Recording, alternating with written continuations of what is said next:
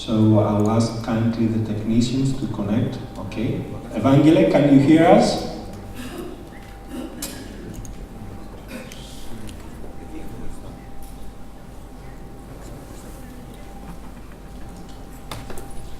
Good morning. Evangele? Good morning. Can you hear us? Can you hear me? Yes, we can hear you. I can hear you. Okay, so you are Excellent. on screen, so... Good. Good morning, everyone. Good morning from the hostel of Lefkos Stavros. I would like to thank very much the organizing committee for the invitation.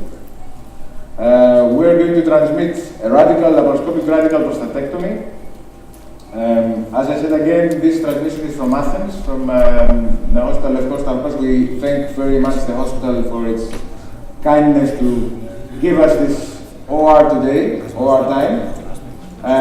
The team here is Dr. Kalidonis, Dr. Brantis, our nurses, Bona, Sophia, our anesthesiologist, Mrs. Choga, good. And the patient here is a 65-year-old gentleman, Gleason 6, on the right side. We have positioned our trocars. As you see, the camera is an extraperitoneal approach. Camera is subumbilically on the right, 2 5s on the right side, 1 5 and 1 12 on the left. We are operating with a card storage 4K system, which gives us a very nice image. I'm not sure you will be able to see it in 4K, so you will not be able to evaluate the clearness of what we are seeing here. But really, it's an amazing picture. So let's go into the internal view. So you can see we have positioned our trocars and cleared some of the fat, nothing else.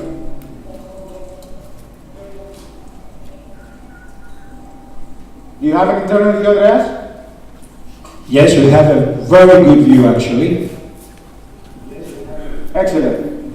So this is the prostate here. This is bladder here. Just to show you, look at the bladder neck. The balloon is retracted. The bladder neck is supposed to be here somewhere. This is where we're going to start our incision afterwards. So before you start, Pelvic fascia, I've just started. Come in. Yes. So it's not only the fat. On the right side, you have the endopelvic fascia also. Open. I have opened minorly the pelvic fascia on the right side, and on the left side minorly here. I haven't concluded it, so I will continue it now. So endopelvic fascia opening on the right side. As you see, a lot of, instead of cutting, we dissect it like this. Okay. Left side.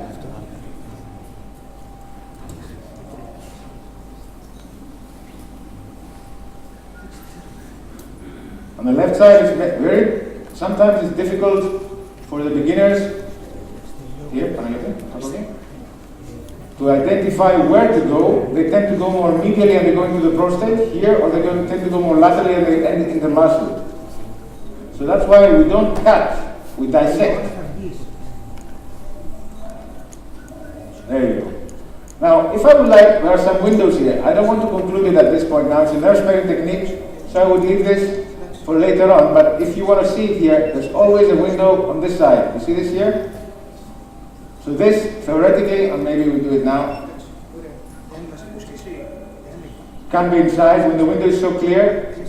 Harmonic scalpel on my left hand, bipolar scissors, bipolar grasper on my right hand. I do not use monopolar energy. Evangele, a very quick question. We see now that you just retract the endopelvic fascia, so you want to keep the collar, this collar of the endopelvic fascia, or not? Just for the continence or Yes. the potency or the nerve sparing? Yes. I don't think it makes a lot of sense just for the anatomy. I don't think this makes a lot of sense for the nerve sparing or the continence. We are very high up. I keep it at this point. So as you see here, Andreas, you can see the clear plane between prostate and muscle. We are in the fascia here. Okay? Sirga. Now we go for the bladder neck. As you see, the balloon is retracted. I deflate the balloon. Gracias, la vida. Evangelos, this is Dr. Kural. Good morning. I'm deflating. Yes? May I ask, what kind of scope are you using, 30 degree or 0 degree? 0 degree. 0 degree. Αυτό κοιτά, δεν το έχω πιάσει, κρατάω εδώ. 0 degree, Ali. So you see that this is prostate here. You see the collar. Let me do some hemostasis here. Good. Prostate here again. So mine, come in. My dissection starts here. As I said, I retracted the balloon and I checked. This is middle-sized prostate with a possible middle lobe on CT scan. State. Clear. Closer. Closer. Closer, Nico. See, I can see the lateral borders of my prostate here, and I can see the lateral borders of my prostate here. Good. Okay. Now, this move is what I like in this case. Come closer, Nico, closer. This blunt dissection, you see here, my plane is nicely seen.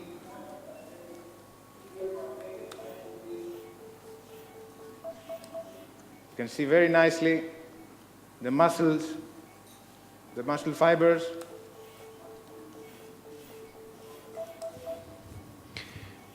Evangele, Right. what is the pressure that you are having on the gas Yes. now? Is it 12?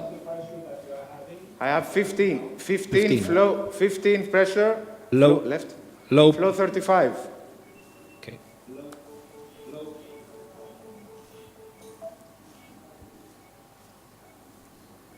And when I will go to the Santorini later on, I will increase this to 20 for a very small time period. You will see that. So, Evangele, how A little bit of lateral blunt are, dissection here, yep. central. Are you getting to the prostatic pedicle and to the prostatovesical junction? How lateral do you go? At this point, I don't need to go a lot lateral, Andrea. I don't need a lot of cutting on the side now. I want to find my urethra, but I want to bluntly find my urethra. I'm very high up at the moment. As you see, when I see bleeding, I don't like to work on under blood, so I really want a clear field. Good. You see the prostate is here, nicely seen, Yep. and I bluntly try to find my way down. Come closer, Nico, closer. Good.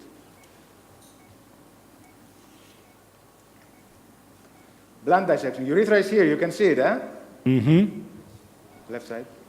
Left side. And a lot of blunt dissection, as I said again.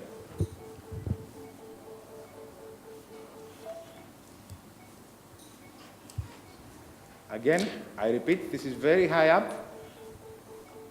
So the question about how lateral you go was, if you have a bigger prostate or a prostate with a large median lobe, you may need to go a little bit more lateral. Is that right or not? Not at this point, later on. So here's the catheter, la vida.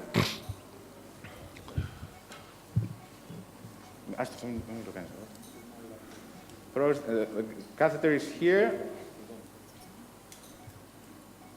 Nico, back.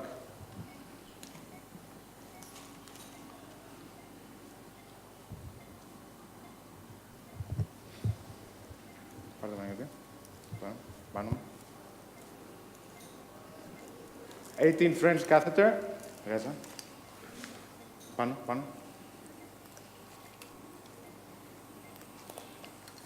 Again, πάνω. Μην το κάνεις αυτό.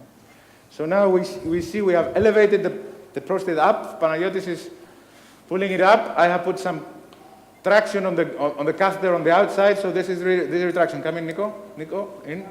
We evaluate and we see there is no middle lobe. This is clear. Now we go close on this side in. I reverse on the other side. Nico, to the right. Rotate to the right. Rotate, Nico. A bit more. There, good. Okay? See, this is clear there's no middle lobe here, huh? In, Nico, in. We cut the superficial layer, only mucosa here. Good morning, Evangelos. It's Iraklis here. See how the harmonic scalpel is an amazing tool for this. Yes, Iraklis.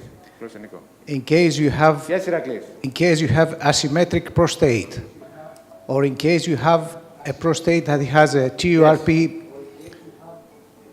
before this operation, what is your plan? in this case? TURP, you have to put double J stents beforehand. The TURP, for sure, it's a rule in our department, central, always double J stents before, because you cannot evaluate this in such a prostate. If you have an asymmetric prostate, you see it here and you go accordingly, and you have evaluated the CT scan. Now look at this side here. I have incised the mucosa, prostate is up here. I look on the lateral border here to see where the bladder is going. Come in, Nico, in, there. So it comes here. If I cut here, I will go in the bladder again. I need to cut very close to the bladder, here. I go deep inside, deep, deep, for my first cut. Davida? In case you This have is my first cut, which is a guide for me. Look, even when I have asymmetric, I will go from the lobe that is smaller, okay? So in this case, look, I made the opening here. I'm grasping the prostate here. I'm pulling it up towards me. And now I'm continuing. Evangelos, you have an excellent technique and you are doing a great job. So with your harmonic scalpel and also with your bipolar on the other hand, so it makes your life easier and you know how to use it. You know the planes. It is very important to go to into the right plane. Now you are in the fatty plane between the bladder and the prostate, which is very important and very good job. Thank you. Congratulations. Thank you, Ali. As I said, I want a dry fill. Now I'm burning on the prostate, so this is going to be... You think that, this procedure looks like, easier, but it is not easy. This is because of the, the Evangelos has a great experience with this technique. Of course, you have to be careful around the bladder neck, and then if you go a little bit further, you will be in the prostate. If you come back, you will be close to the bladder neck or orifices. Rotate to the right, So- Nico. To the right, Nico. Rotate. Nico. It doesn't matter, if you have big middle lobe, you can manage it easily if you follow the, the planes Rotate to the right, and Nico. To the right, Nico. if you care the anatomy, Πάρε πάνω γιατί εδώ. it is not Go a back, big issue. Go back. Δώσε την άλλη λαβίδα, την άλλη λαβίδα. And also the Good, so assistant, now I'm changing the grasper to my assistant. yeah, that's what I was saying. The assistant is very important. Good. It is a teamwork. The assistant is extremely important here. Ρούφα κάτω τα αρνιάτα. Rotate to the right, Nico. To the right, Nico. Good. Look now. Έξω την πύλο, Παναγιώτη. Here you can see, to the right, Nico. There. This is the level, come close. This is the level, you can see our dissection plane, eh? Yes. So I go here, to the right, Nico.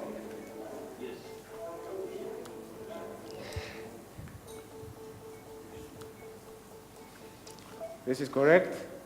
Here is our level of dissection. Yes, you can see the vas here, huh? Yes.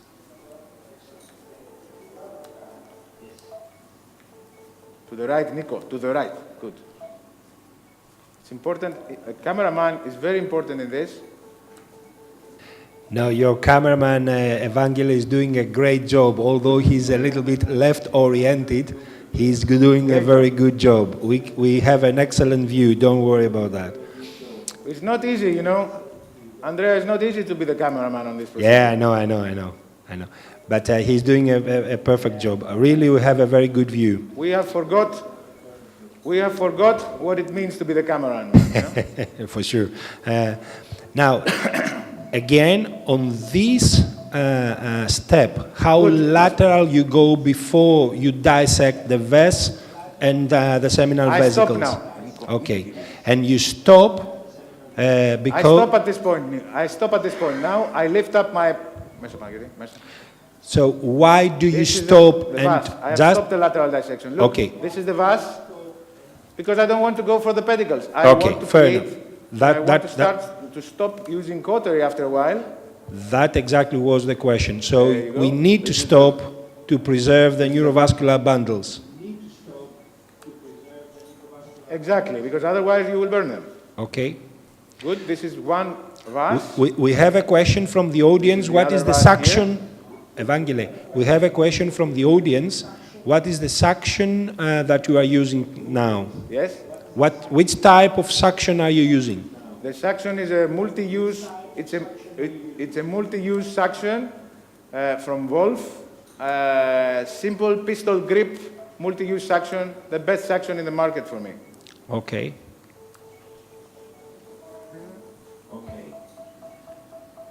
Evangelos, good morning. I'm Thanos. You see, this is the seminal vesicle here now. Good morning, Panos. What is your... Sorry, Panos, this is a Gleason 6. On Gleason 6, we leave the tip of the seminals most of the times inside, eh? Gleason 6.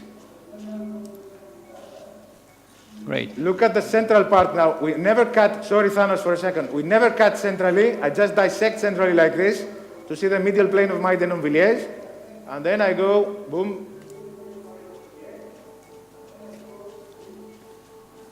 Medially, Panos, please, Thanos, please, tell me. There were some questions previously regarding the anatomy and the plane that one would follow. Do you ordinarily ask for a MRI, polyparametric, before? I always want to have either an MRI or a CT scan, always. To evaluate, to be prepared and see if I have a middle lobe, But not mandatory. asymmetries. As a or anything like polyparametric this. MRI, you mean? I want it. Not a polyparametric, no. No, not a polyparametric. Thank you.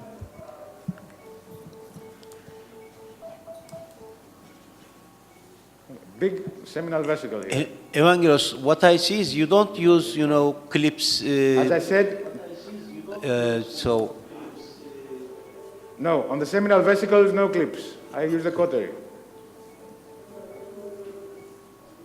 And I leave the tip. You see, this is the one that goes very deep. I will leave the tip inside. It's a Gleason 6, as I said. okay.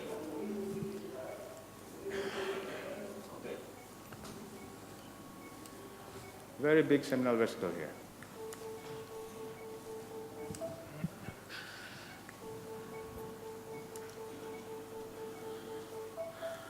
Good.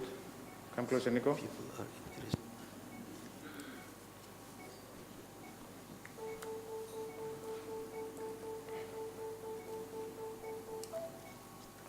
This is the end. Now I'll start retracting the seminal vesicle. Remember, this is harmonic, is not monopolar energy. Eh? This is the end of my dissection. Good. Thank you, Manuel. Now I'll start retracting upwards. Good.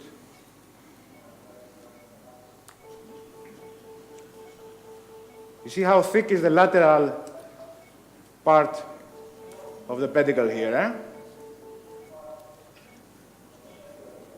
You see, I retract. Good. Already there. Come in, closer, Nico.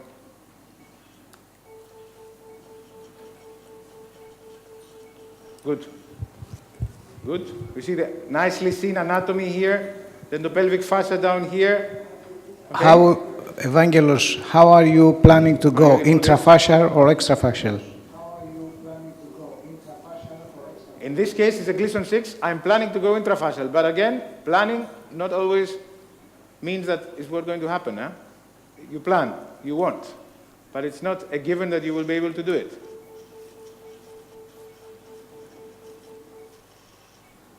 A lot of seminal fluid here. Good. This is the vas resected here, so we have to. Okay. Παναγιώτη. take this out of the way with your... Okay, good. Come in, Nico, in.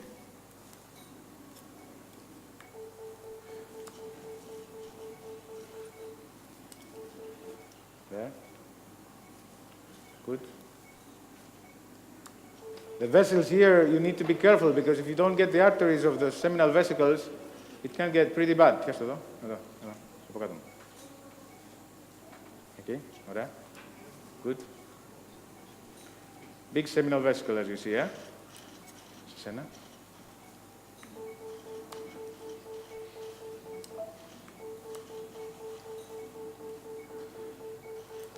Makes it easier if you empty the seminal vesicle, it's easier to handle. Evangelos, this is a very common question, but I would like to ask you, how many cases do you need, to be safe? I'm asking about the learning curve of extraperitoneal laparoscopic radical prostatectomy. What is the, Ali, this is an interesting question because I will say there are two ways to answer. The answer is the papers say that you need around 100 cases. Yeah. It has to do with your dexterities. It has to do with your dexterities, but I will tell you that I'm still learning. I think that the surgeons are always learning. Yeah. So you mean there is no end, so all the time you keep learning? Evangelos, There is no end of the learning curve on any kind of surgery. Ποιες τα δύο κεντρικά? Evangelos, Aris Karagiannis. Yes, Καλημέρα. When you start doing this technique, what was your main disadvantage doing this? David, και άλλοι. My main disadvantage was that it was something new and I had to learn it. The main advantage... Όχι αυτή, racket. Όχι τέτοιες λαβίδες. Κανονική λαβίδα. Όχι μου, κανονική. The main disadvantage was that it was a new approach and my gas... Come in. Now look. Sorry for a second, Ari. Πιάστε το πάνω καλά. Assistant is very important here. Look, I need to find a plane between the prostate. Evangele, at the same time, as you're defining this... Evangele. Wait. Look, Andreas. Yep. Just I want to show you. This is going extra facial. Yeah, that was the question. So... The fat, when you see the fat. If you go up here, if you go in here, it's intrafascial. Look at the difference. Intra, you see this blurry, whitish, avascular plane. When you start seeing the fat, you get extrafascial. When I say you're trying to go intrafascial, it's not always easy, eh? Look, and you always dissect. You don't cut. Rotate to the right, Nico. And once you are here, then you go right and left, like this. Go in, Panagiotis. Your assistant is retracting back, and again, same movement. Right and left. Look, blunt. Like this. Is it clear? Nico to the right. Good. Panagiotis, retract. Grasp it better, Panagiotis, from here.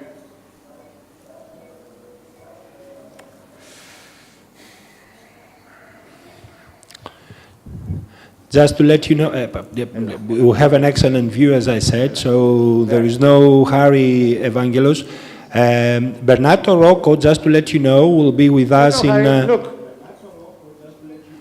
in 20 minutes. So we have time.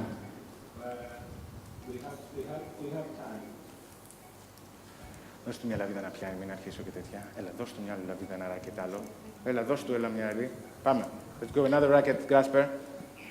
Evangelos, I think this is the area, or this is the, plane where neurovascular sparing starts. Is that right? Go, here. Leaving the denominal fascia with the patient. This is the plane where I want, come in, Nico, in. Panagiotis, go, down. This is the plane where I want to detach the bowel. Look at the movement. You see this? This is exactly what I want to do here. So, Evangele, Dr. Kural asked about the significance of Denon-Villiers fascia regarding the nerves, the innervation of the neurovascular bundles and the continence and the Yes, potency. clearly, once you go intrafacial, okay, go back. Stop. Once you go intrafacial, you are look at the difference, Andrea. Look, come in. Look, this is the intrafacial part. If I would have gone extrafacial, I would be here. Yeah. So I get a better plane on my capsule of the prostate here. So we all agree. Good. We all agree that this is also very important for the continence and the potency, the plane that you are creating now.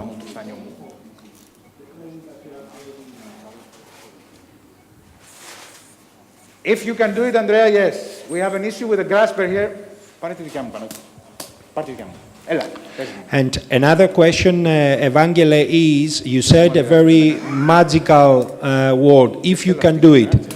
How far deep inside you go with the dissection? If you can do it until the urethra, do you do it or? Not, you don't need to go and reach, you don't need to go to and reach the urethra, Andrea. You do not need that. You just will do that in a while. Look at this now. Now, I'm on the side. So, sesena Panagiotis, sesena.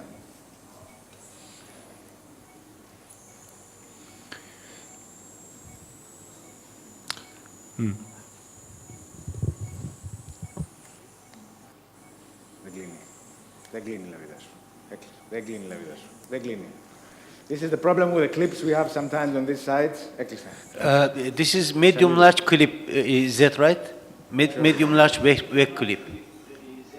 This is medium large clip. Okay. Yes, this is medium large. So this is non-absorbable polymer clip, and I use it frequently. Exactly, yes. Do you have any Electrical. experience with To the left. with migration of that clip into the bladder? Yes, Ali, we have seen it. Yeah. So We have seen it in 4 or 5 cases. yeah. So that's what I'm saying. We also have the same experience with our robotic cases, and quite interesting. You know, Papi. it moves and immigrates into the bladder. So, but probably the clips close to the apex, Clip may cause this medio. kind of things. Άλλο. Evangele? I don't know what... Σου είπα άλλο, το move. Έλα. Ένα στο τέτοιο και ένα μικρό θα μου δίνεις. Yes, Andreas. Please, do you ever, is this a high release that you are doing now, a medium release of the bundle, no This release? is a of high the- release. Okay, high release. And do you ever consider of a small metallic clips? Κλειπιέρα δεν κλείνει. Ούτε η κλειπιέρα δεν κλείνει. Δεν μπορεί να το κλείσει η κλειπιέρα. Δώσε μου μια λαβίδα στο φωτοπίσω. Βρε Σοφία, λες και σου να πει τέτοιο. It's a high release. I have 2 options here, Andrea. Look. My prostate is here. I have a vessel here, so I want to clip it. Otherwise, I would have pulled it down. Δώσε μου clip. Give me a clip.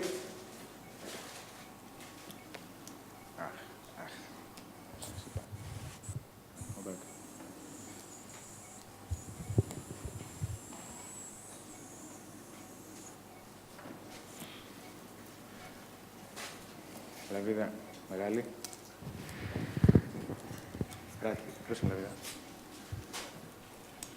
You see the vessel here, You can see the artery here, look, here. Is your view good in your room? It's perfect. Andreas? Yeah, Going well, Good. excellent Okay. view. we have an excellent view. Now, let me be provocative, Excellent. So now, Evangelos. at this point, look. Here. Good. Okay, go back. Tell me, Andreas. Just αυτό. Let me be provocative because Bernardo is not online yet. So with the robot, do you believe that there is a difference regarding the nerve sparing procedure because you can be a little bit more, let's say, delicate with a robot just because of the instruments. Do you think there is a difference? Andrea, I'm biased on this question. I think I know. That's why I'm giving that to you. I personally think that an experienced laparoscopist does exactly the same job. I think that the difference has to do with the easiness of robotic surgery to learn in a faster way clip. And laparoscopy. Go back. This is my personal opinion. Well, it is also supported from the studies, Evangelos. We have a question from the audience. Can you go from Kostas Stravodimos? Okay, so Evangele, I have a question from the audience. And how do you define an expert laparoscopist? And the question comes from Kostas Stravodimos. Come closer. How do you find an expert robotic surgeon? La vida. After a couple of cases? It has to do with many things. It has to do with your learning curve capabilities. It has to do with your dexterity. As I said, laparoscopy is clearly more difficult than robotic surgery. But there are other situations where laparoscopy is clearly beneficial.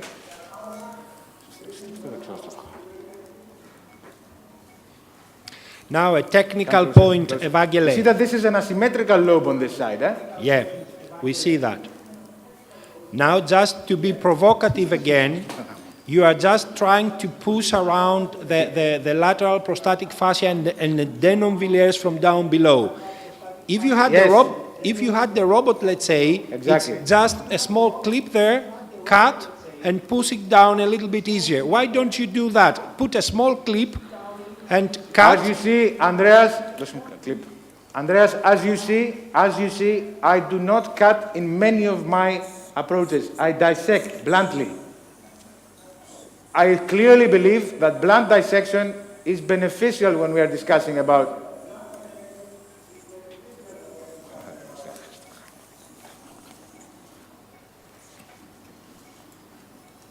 graspa. When you're bluntly dissecting, it's really interesting that you find the planes. When you're cutting, rotate. This clip is sliding off. You see this? Rotate.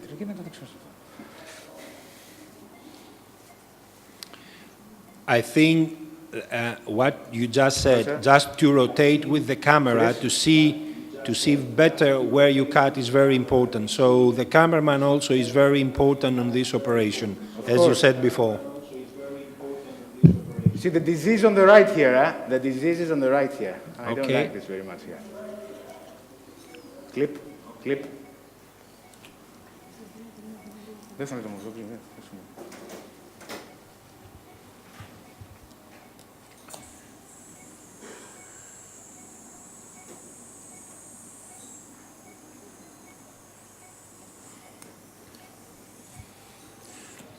So Evangele, what would you do in a different way if you didn't want to preserve the bundles? Closer. If I didn't, I would cut here, Andreas. But we normally try to present them even in nose-sparing procedures just for the continence. Continence is really much better if we can do it, even with a harmonic, without clips. Maintaining this, partially at least, makes it much easier for continence to... We agree, yes. Closer. That is correct, Evangele. So I think that this is not only for potency. continence makes a huge difference, clip.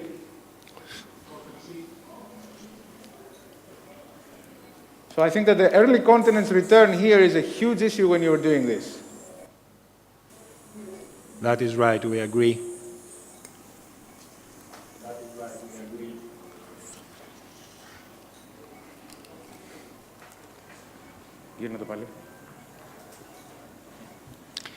And Evangele, with laparoscopy, do you ever release the bundle from the anterior part? Do you go laterally to the prostate to release the bundle and do a posterior and anterior release at the same time? Do you The do veil, it? you mean? The veil. The veil, yes, exactly. Very rarely, Andreas. Very rarely, okay. Is it a technical issue, or you don't just believe on that? No, I don't really. Πάμε έξω κεντρικά, centrally. Και στο καλά. Καλά. Good. I think that the veil doesn't really make a huge difference. Now I have to go in, Nico, in.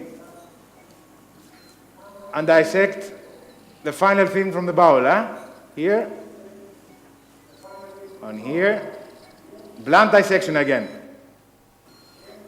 No cutting. And you see clearly that this is intrafascial because you can't see the fat.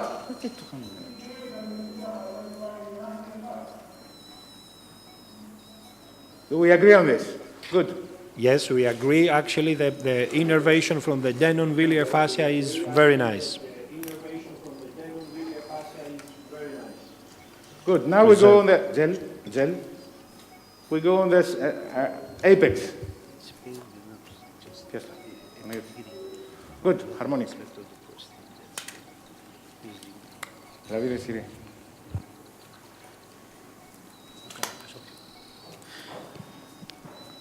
Now look here. Evangelos, are you going to put a suture on the The problem dorsal we had vein? in the beginning of our experience, not yet, you will see.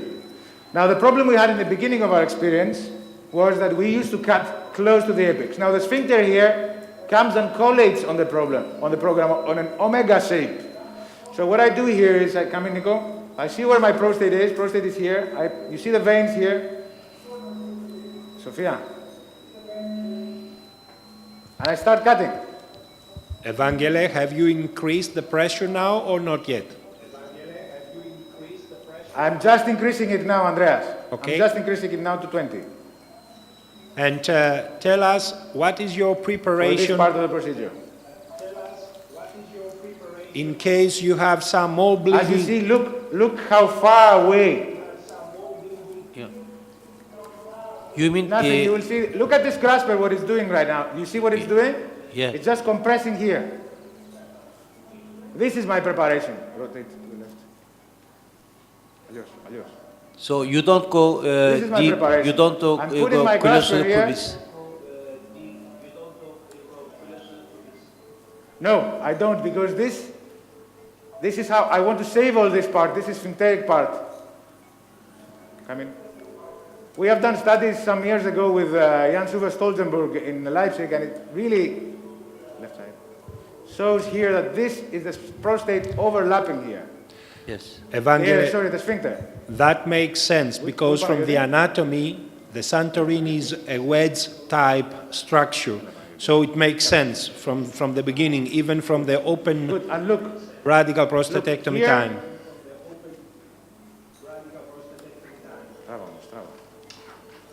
Is there a concern about the and positive you see prostate margin? is here. No, look, Andreas, look, this is very important for me to show you. Come in with the camera. Look where the prostate.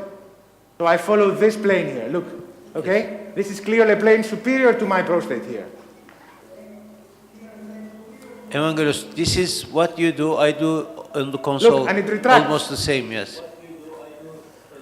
I don't put any stitch Yeah. at the beginning on the dorsal vein complex, because even you may lose your stitch, and you may take some, bites from the urethra, from the,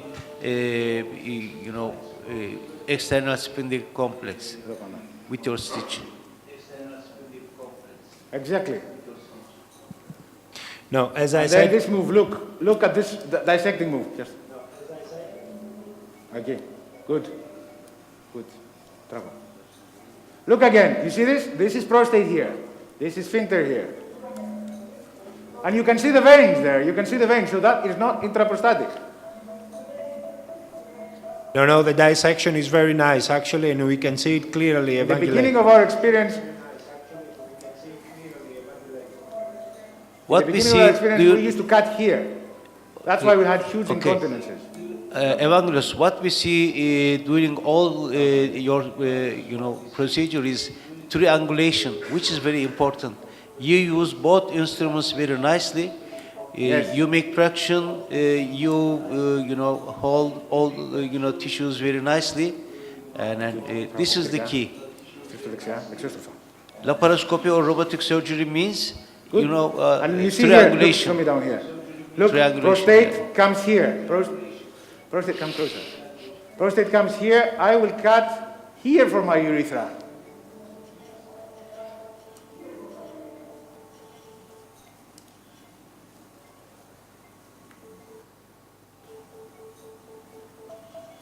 Show me to the left.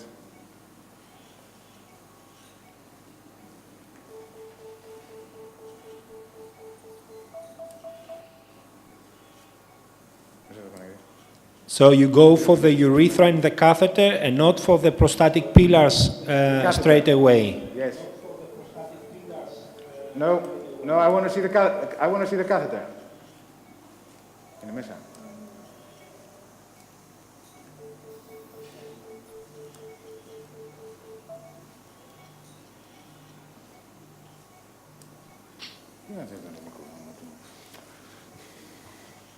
More.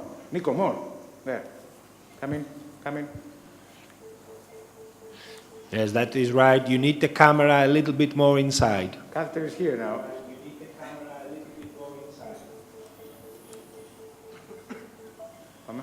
Good. Now I see the catheter here, eh? Good. At this point, Όλα εδώ Παναγιώτη.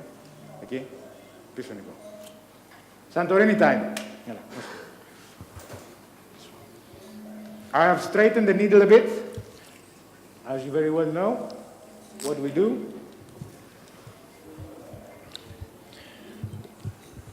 And now, you see what? I have my assistant putting pressure on the pedicle there. Evangelo, This is a CT1 needle, Andrea. CT1 Okay. needle on a Vicryl. and you straighten See, a little bit. Is that right? Come in. And I straightened a bit the needle. Yes. Okay. Yes. And you aim to double suture it, Check the correct? catheter. Check the catheter. No, it's a single suture. Okay.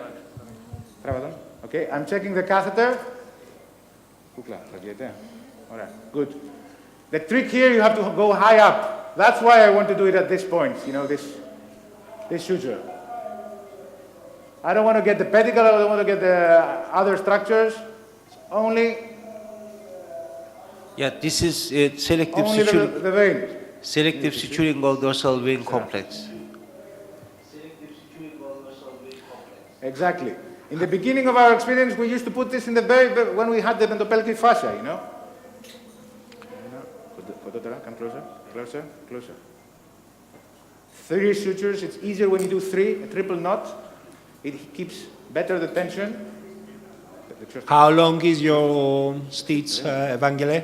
Come closer. How long? I don't know. I don't know the answer to this. About 15 centimeters. Must 15 be centimeters, 80 something like centimeters, this. something like that. And look at this move now. I keep this down and I pull the right one. Έλα Παναγιώτη, πιάσ' το.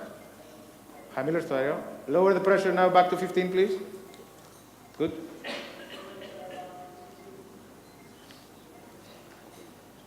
Show me to the left. Wait. Evangelos, this is Vicryl stitch, is that right? Good. What about It's a Vicryl, VLAC? It's a Vicryl, yes, it's a Vicryl. Or a CT1 needle, a 2O or a O or whatever. So you don't use VLAC, which is much easier. Πιάσ' το μπροστάκι. No. Αυτό.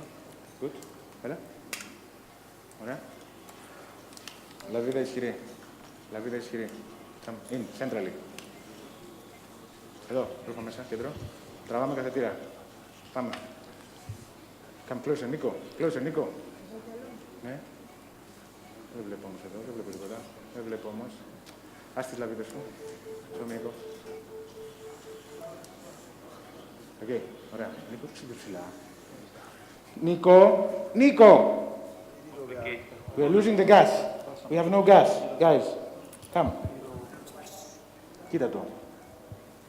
We were working with no gas. This is a good proof that we are not bleeding, eh? Because the gas was disconnected. Good. Ωραία. Ωραία. Okay. Good. Come in, Nico. Come in. I retract the catheter to see just my level. You see, this is a bit asymmetric here. There's less prostate here, less lobe here than here. You see this? It's clear.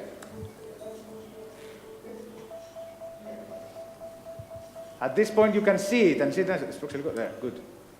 You can see nicely the prostate. Look here.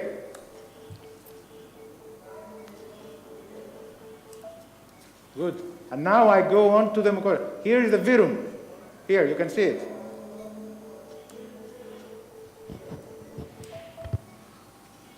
This is the beauty of laparoscopy. You know, the beauty of endoscopic surgery, you can really see everything. Anatomic surgery.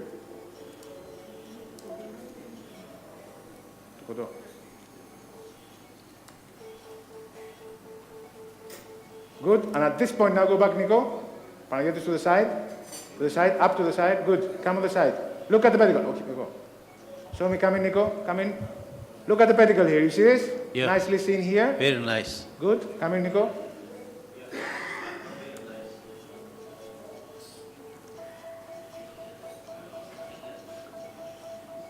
Good. Now I checked that the bowel, come and see. The bowel is already out of the way. You see this? With my previous dissection. Καθετήρα να βλέπω λίγο. Good. Stop. Stop. I'm cutting here. The tendency here when you're cutting is to cut closer to the urethra, but this is a mistake. If you cut here, you won't see any, you won't have a stump afterwards. Okay? Let's go on the other side.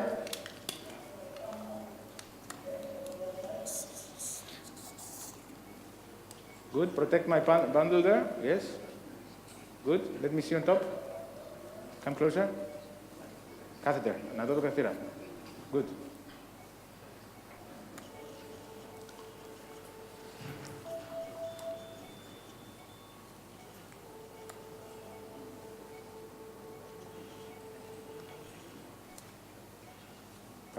My assistant is protecting also the bowel here, as you see, yeah? Πόση ώρα είμαστε τώρα?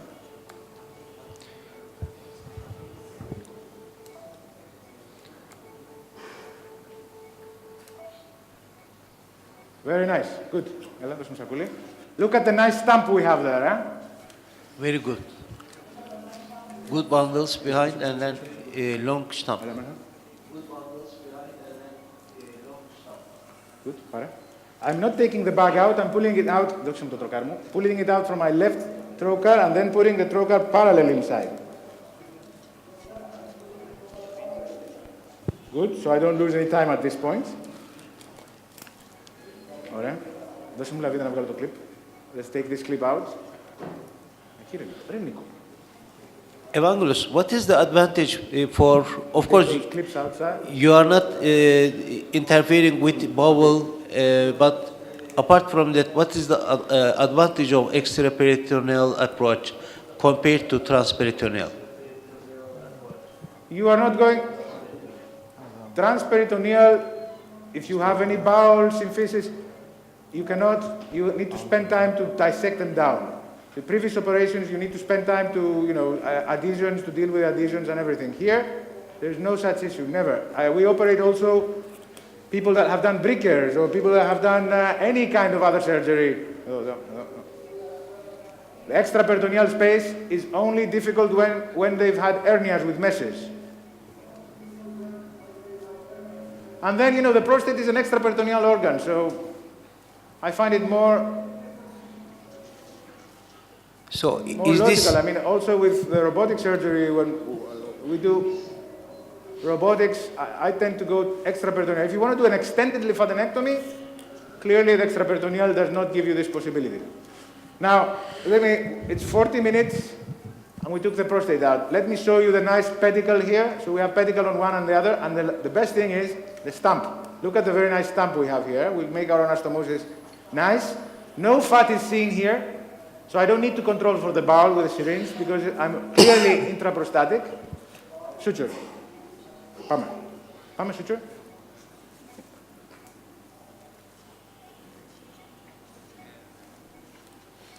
Good? Yes, sir. So what is the limitation for extraperitoneal approach for you? The size of the gland, other reasons? No limitation size of the gland. Το τραπέζι κάτω παρακαλώ.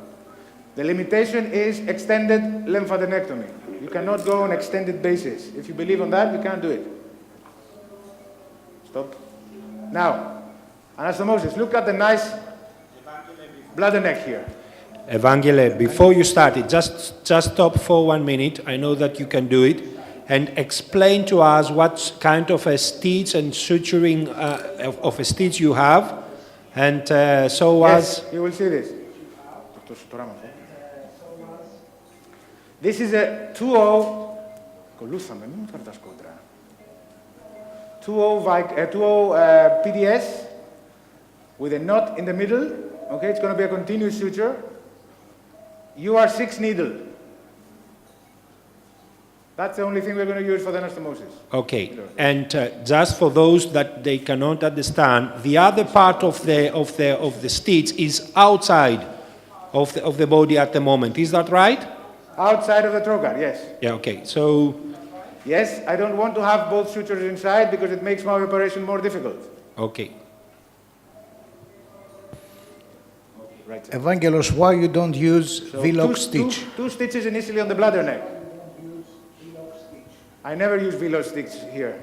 I find it much easier to slide down with, the big benefit here is that I can slide down and I can reduce my Trendelenburg. I don't need the V-lock here.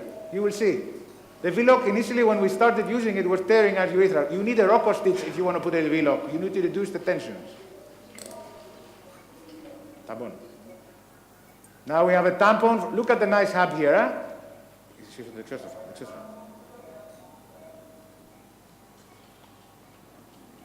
Good. So you don't do a posterior reconstruction. So do you think? I don't do that. I have no fat here, nothing.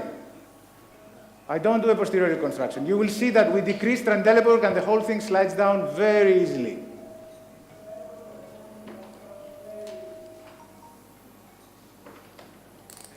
Come in, come in.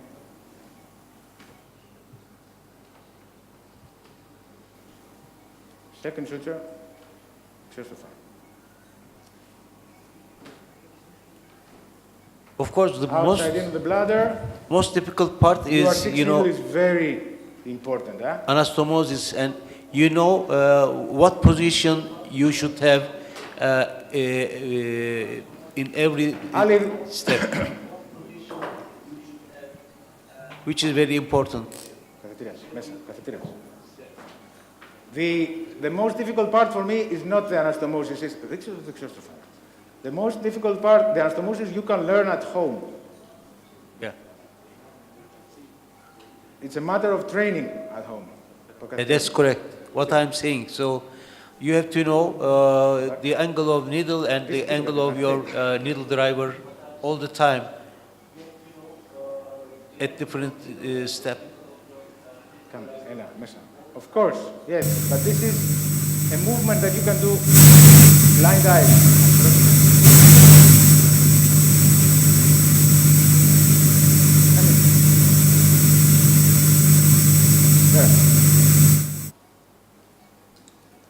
Look at this now. Go back. Good. Reduce Trendelenburg. We are reducing the Trendelenburg now to pull down the anastomosis. Reduce, reduce, reduce. Good, good. A bit more. Chalo. Okay, stop. Good. Come in. Come close to the camera. Look now. I'm pulling. Yeah. So nice. I'm pulling. Beautiful. Part of the play. I'm pulling. And I'm pulling. And it's done. You see that? How Yes. nice it comes? Because I have reduced my Trendelenburg. Good. Go back. Back. So you mentioned this is the advantage of monofilament stitch. You are able to Left side. Wait. to pull it properly. Hammer. Exactly, yes. Yes. Needle. Hammer, measure. Exactly. You can really slide it down very nicely. Καθετήρα δεν χρειάζεται ταμπών πλέον. Καθετήρα θα θέλεις. Go in. Κάθετε. Έλα. Έλα. Come in. Come in. Okay, stop. Ταμπών δεν χρειάζομαι. I just need a catheter now. Come in, come in, come in, come in. Δεξιά μεριά θα βγω. Very nice stump here. Καθετήρας πίσω. Evangelos, a question regarding anastomosis. How many cases did it take to make this anastomosis like this?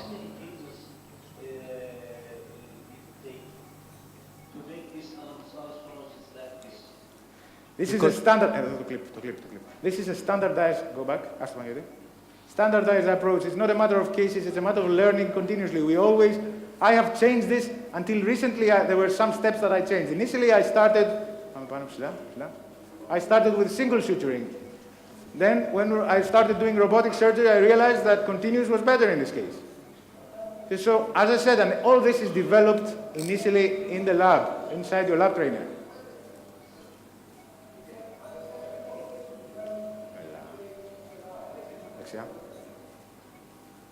But you see how nice it comes out, huh? And it's fast. So nice, so nice. Back. Masto. And it's repeatable and teachable. And you know, there's a lot of people that we have taught to do it. Κάτσε πίσω. Πίσω. Okay. Τράβατο. Τράβατο. Ωραία. Okay. Πάμε catheter inside. Come. Catheter goes inside. All of it inside. Good.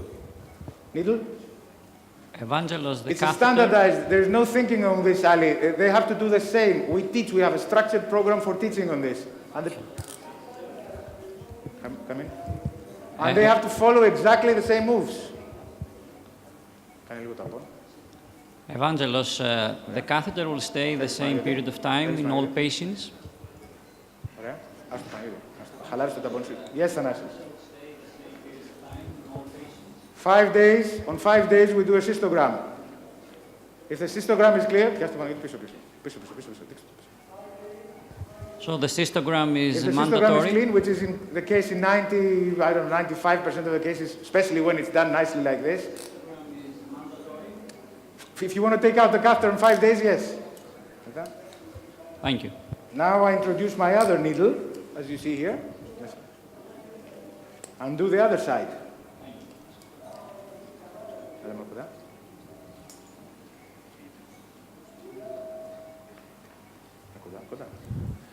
Evangele, as you are finishing, Come in. we are connected to Bernardo also. So if we can have the voice from Modena, if we can hear them, we can start to welcome them. Bernardo?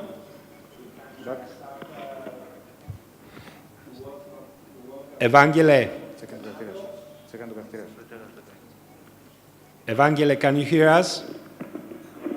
Yes. I think you did an excellent job. Congratulations. And we'll try to switch to Bernardo now because they are ready to start also. And we give you a great applause. Very nice job. Very nice job. Perfect. And we are still seeing you. Okay? So, Bernardo? Okay. Okay. Okay, Bernardo, good morning. Can you hear us? Eccomi. Can you hear me? Yes, we can hear you. It's Andreas from the podium. Can you hear me? Yes, we can hear you and we can see you.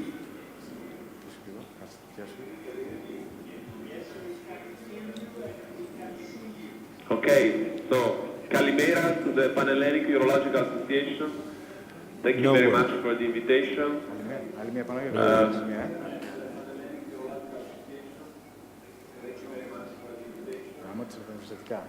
I understand that there is a little bit of delay from Correct. my talk to the audio. So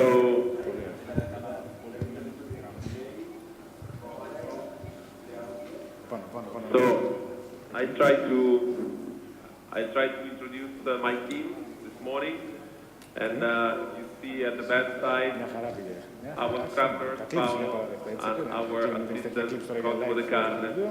and Chiara Del Prete, and also our anesthesiologist that got out right a few minutes ago, and we will introduce her right after. So I want to thank very much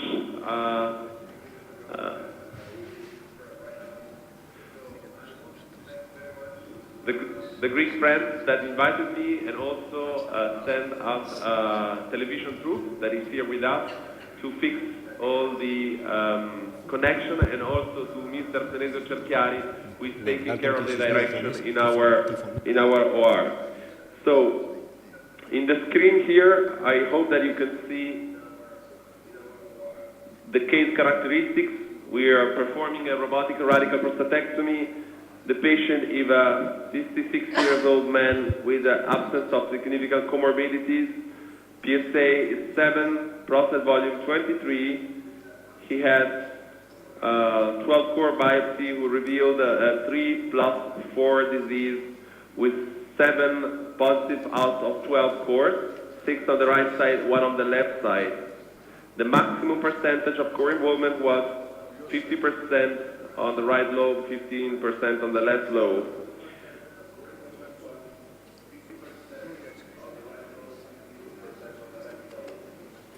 According to the Memorial Sloan Kettering nomograms, the lymph node involvement risk is as high as 8%, and the risk of extracapsular extension is 70%. So what is very important for us is to try to pre-plan an appropriate surgery, and for this purpose, we performed a recent published nomogram that is called Predictive Extracapsular Extension, and is available on the website PRECE.it, where you can input very simple available clinical data or bioptic data, and it gives you the percentage of risk of disease out of the prostate on the left lobe, on the right lobe,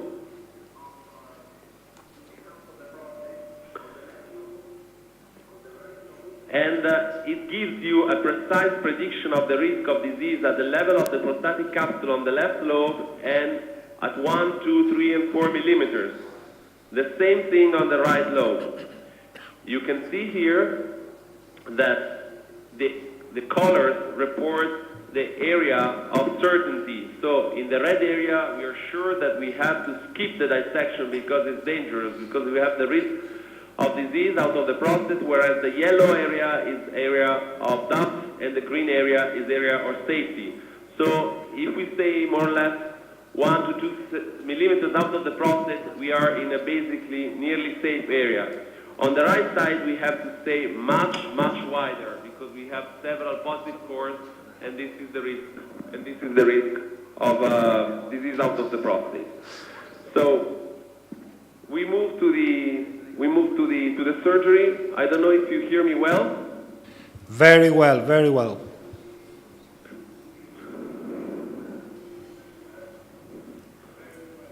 Very well. Okay, excellent. So let me do this so I can hear you better than you are. So can we dim the light, please? Okay. So I know that the moderators are Professor Scolaricos. I would like to say hi and thank you very much. Professor Pula, the president of the Panhellenic Society of Urology, and Professor Kural from Turkey. So hi to everybody, and thank you very much for assisting me in this case and giving me suggestions. So we are performing transperineal radical prostatectomy. We took down the bladder before. We will. Our habit is to do lymph node dissection before, but we prefer in this case to do it afterwards. So we took down the bladder instead, and we now starting with the opening the endopelvic fascia. Okay.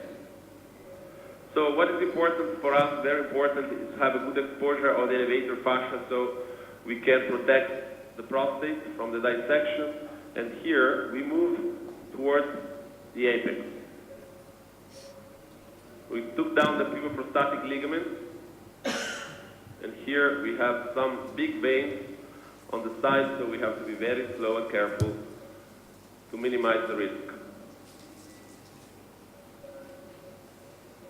Okay, so I think, how are the images? It Do is. you have good images?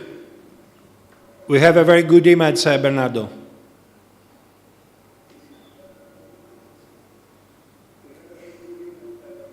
Okay, so again, let me thank very much the technician for the great job. Last night at 10 o'clock, we were having a nice pizza all together, trying to maximize the connection. So we take down the endopelvic fascia, and I said also the elevator fascia, that is very important. You see now here we have the endopelvic, and this is the elevator. I like to take it down to have a good exposure of the neck fibers of the elevator. Bernardo, you do an antegrade dissection, and Yes. you do not advocate the Monjuris technique. So you have not mobilized the seminal vesicles and the vessels from down below. Is that right?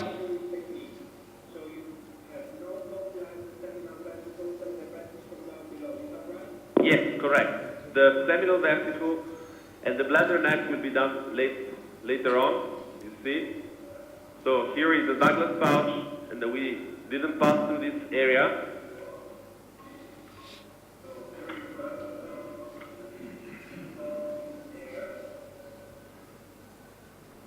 Okay, so here we have to deal with the accessory pudendal artery.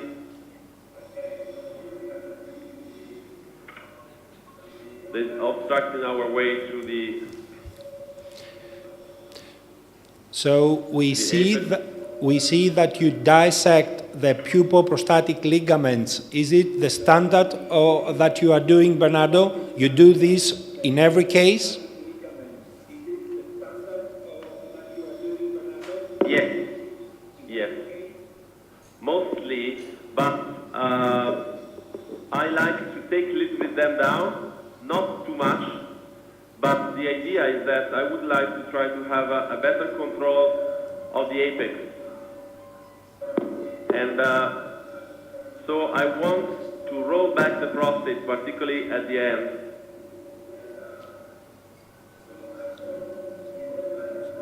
Okay. We have a question Because I from think the. that this is the secret to save the apical part of the bundle. We have a question from the audience. What is the intra-abdominal pressure that you work now, Yes, Bernardo? go ahead.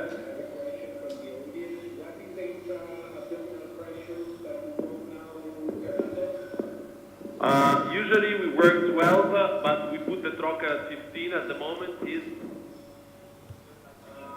pressure at the moment is 15, so we can drop to 12. Okay, because we were waiting. And is a forearm technique. Okay, so let's prepare.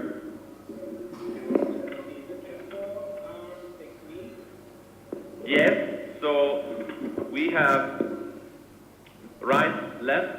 This is no. Wait. We have the right and left.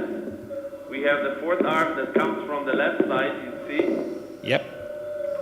And we have two assistant sports that comes from the right.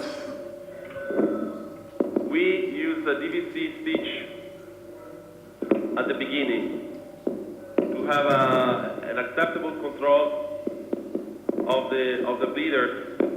Okay, so let's move now to the needle drivers.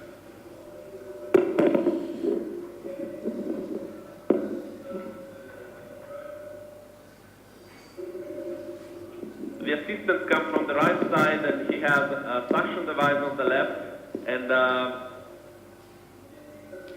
the grasper on the right.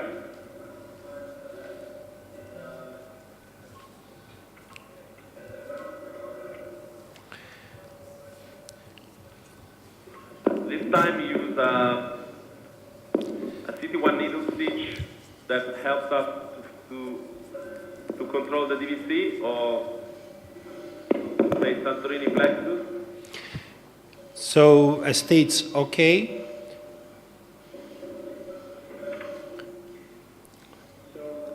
Are you using any type of pressure control with an air seal or something different that you are doing, Bernardo, not to release the air intra-abdominally? Yes, we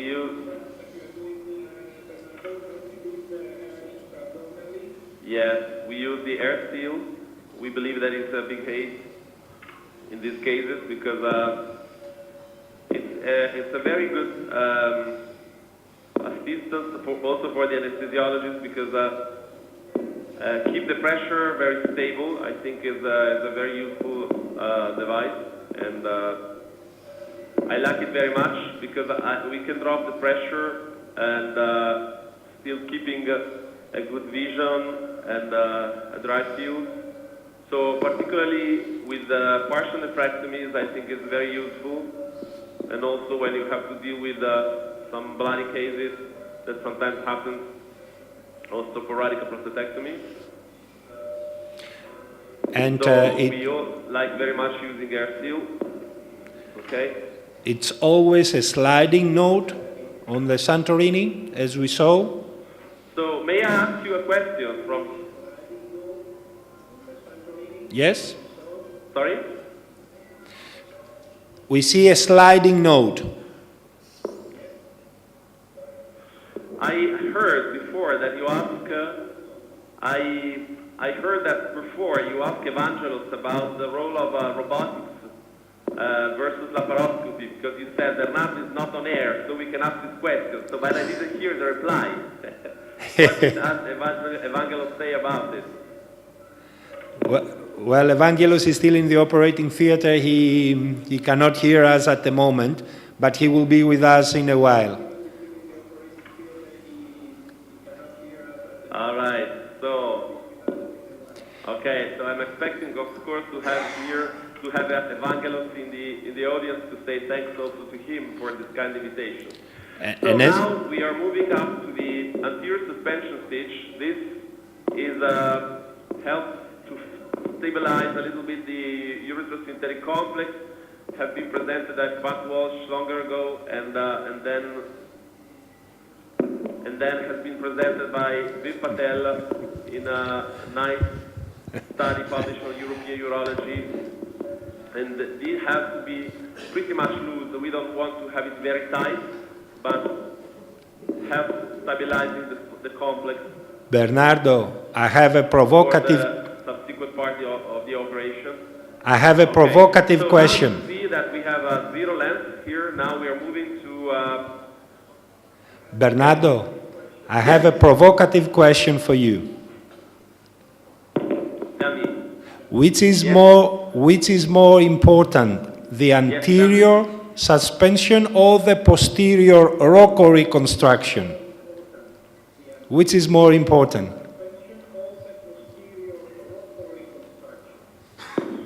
Well, absolutely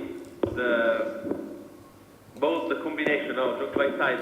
Well, I think that it's very important to remember that the posterior reconstruction is a matter of discussion in many symposiums, and of course I am happy that it has been popularized so much around the world. Actually, a lot of people tell me that there is no evidence of the benefit of the reconstruction.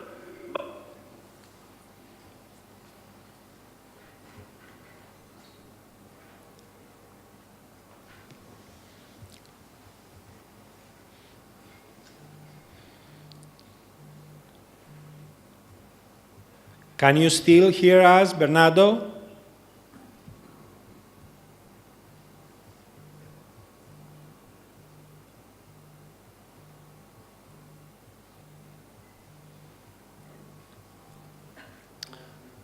Probably you are not able to hear us. We can still see you, but we don't hear you anymore.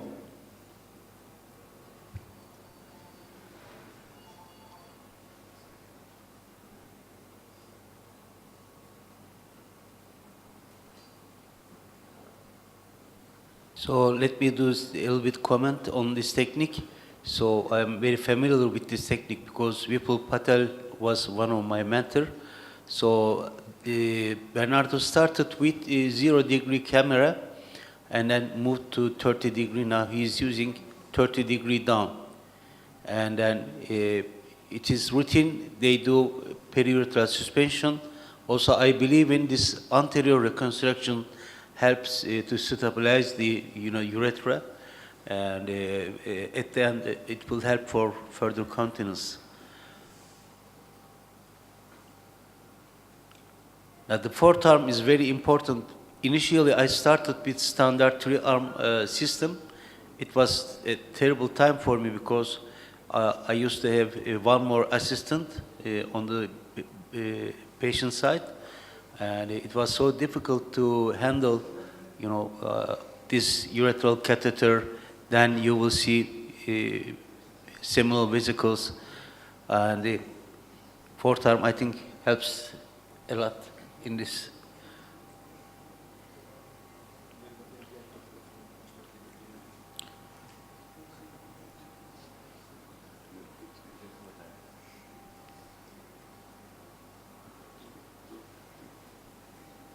Whatever, it doesn't matter, laparoscopic, robotic. So it is very important. The bladder neck is one of the most difficult part of the surgery because there is no real plane between the bladder and the prostate. So you have to find the exact plane. If you go further, you will be in the prostate. If you come back, so you will be, on the bladder neck, and you will have much more bleeding. So it is crucial to find the exact plane, and then it is elastic tissue between the prostate and the bladder neck. This is the descending technique, quite similar to Evangelos technique.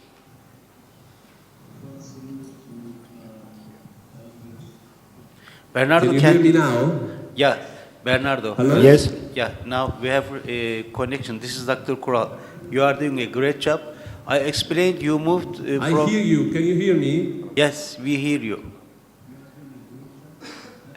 Bernardo? Okay, that's great. Okay, there is a little bit So, latency, but yes. okay. So you moved, you changed the camera from 0 degree to 30 degrees, is that right?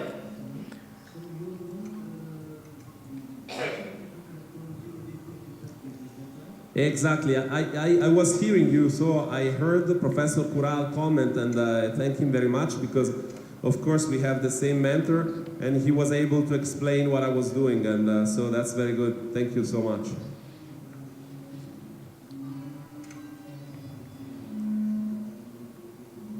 We can hear you very well. You are doing a great job. And please go ahead and explain us what you are doing now.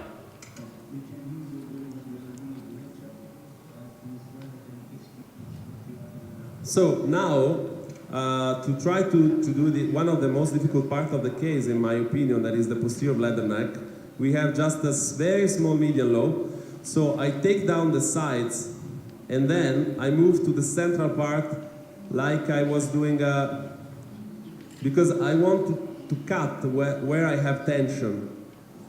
So before going to the midline, I prefer to stay on the sides of the prostate. And now,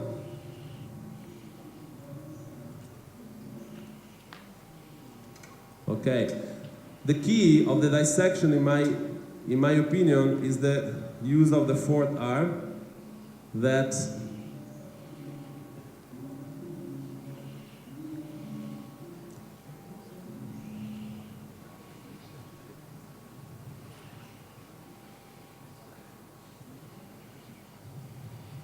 and now we try to find the seminal vesicles and the vas. And once we get this space, we try to maximize the camera, the room of the space, because we want them to deal with the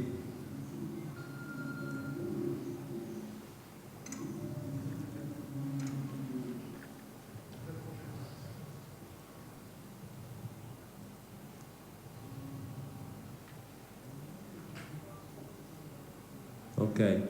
So once we get this, the right spade, we control the pedicles with the 1 centimeters Imola clips. Piano, piano, piano.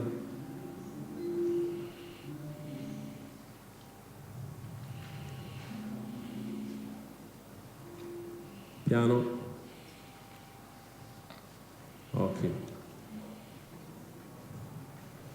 Okay.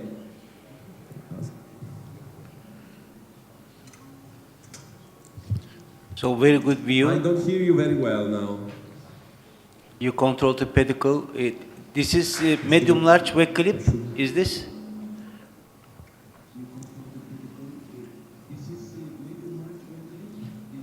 Yes, is the purple wet clip, exactly.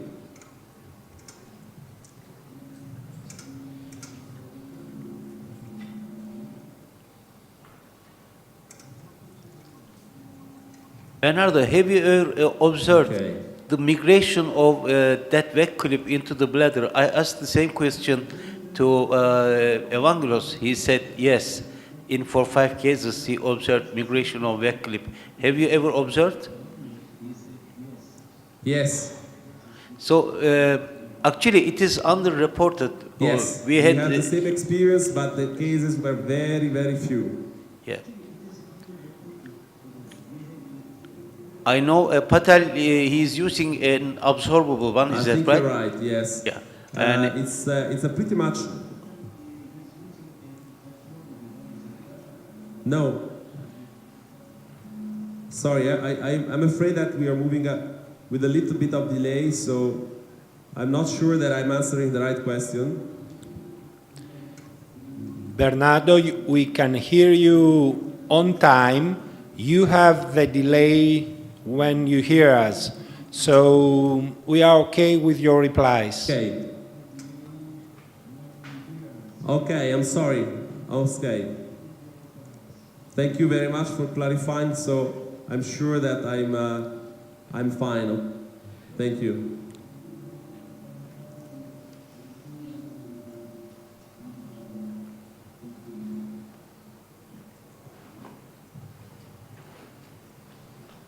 Aspetta, now we have the small leader here that we want to control. Asciuga. Vai. Okay. Okay, so.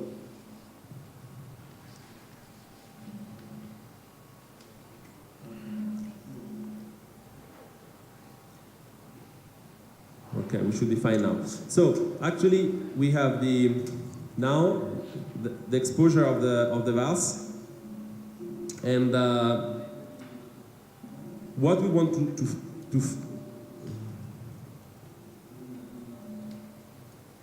Asciuga un secondo. Okay, just a small clip here.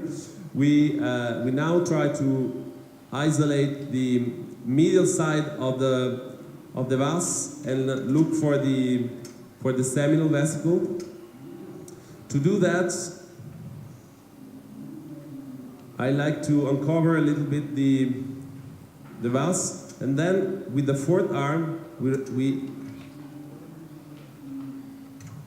try to look for the seminal on the sides.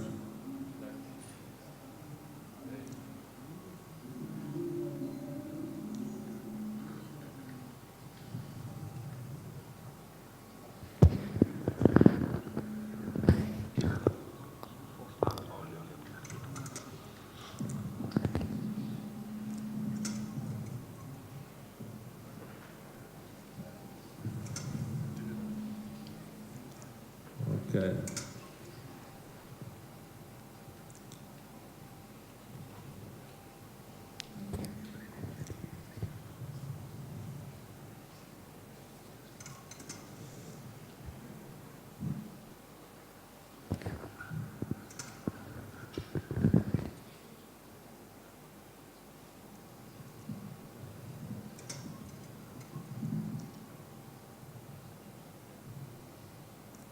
Allora.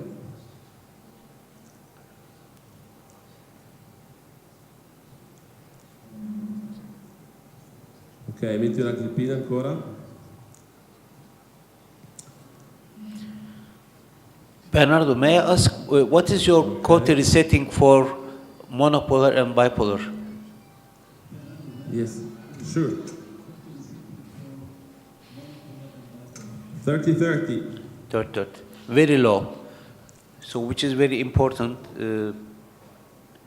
for thermal Yeah, injury. I like to keep them very low, usually.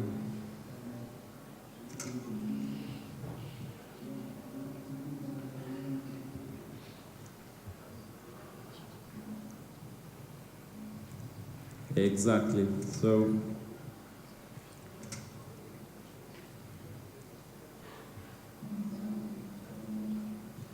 okay, so we move up a little bit with this seminal. The other way, the other contrario. Okay.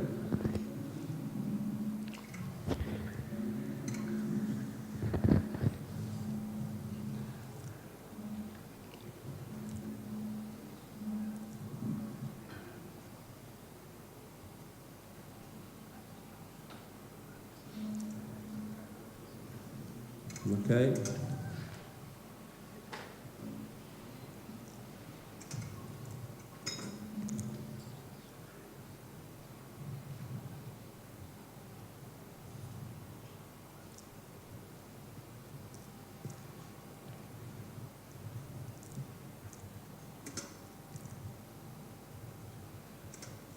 Okay, so now we move to the other side.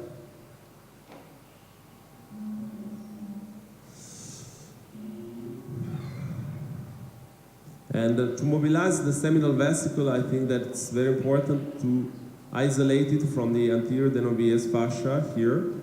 So when we have a better control, we can pull it up and take down the pedicle of the seminal vesicle.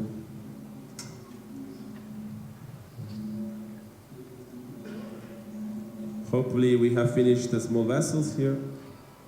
Okay. Excellent view, We position excellent the job. vas as a kind of handle for the seminal vesicle. Go ahead. Thank you.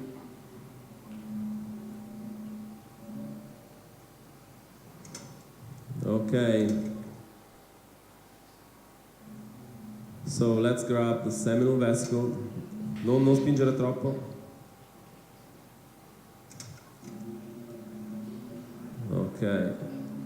And like that we should be able, let's see, we had to struggle again with some small, okay.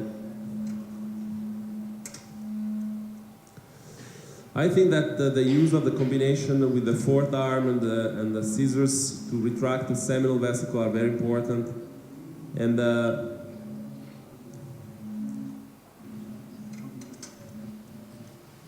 helps us a lot. So a few more vessels here from the vesico-deferential pedicle that have to be controlled before going ahead. Okay.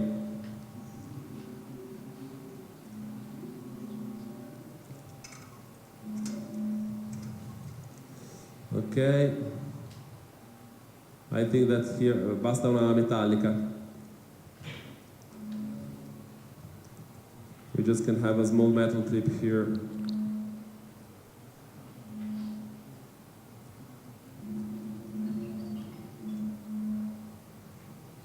Okay.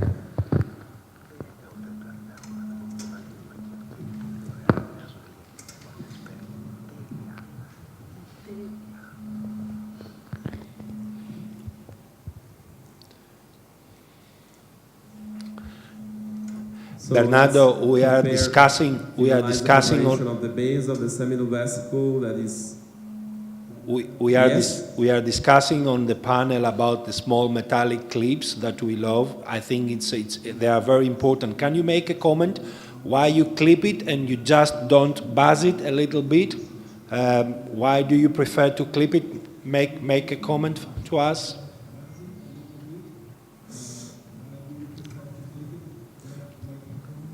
Well, of course, I'm using small metal clips sometimes, not very often, but I think that when you have a selective vessel that can be controlled by the small metallic clips, that can be very useful because you are, I think, more precise, you don't cauterize the tissue, and you see better what you are doing. So it's more selective in my mind. So I like it, and this can be useful.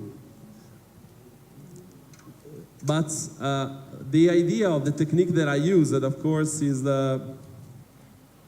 originally the Patel approach, is the idea of bunching the tissue and control it with larger clips. So I think that this makes sense. Okay, push down. Okay, now you see the posterior plane. We know that we can do different, we can make different approach, but now we have to deal with this small structures, small vascular structure here below. Go ahead. Okay. So this is the posterior layer of Denomville's fascia, is that? I hope that you have a good vision of this plane. We do. Yes. Yep. Okay.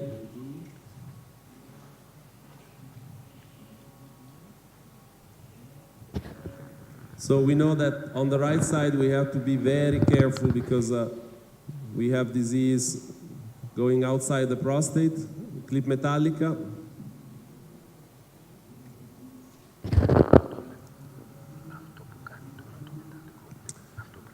Okay, so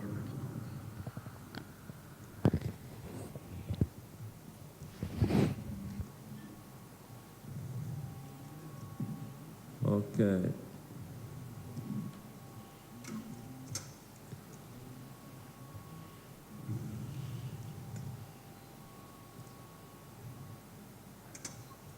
Okay, so we'll see now what's happening.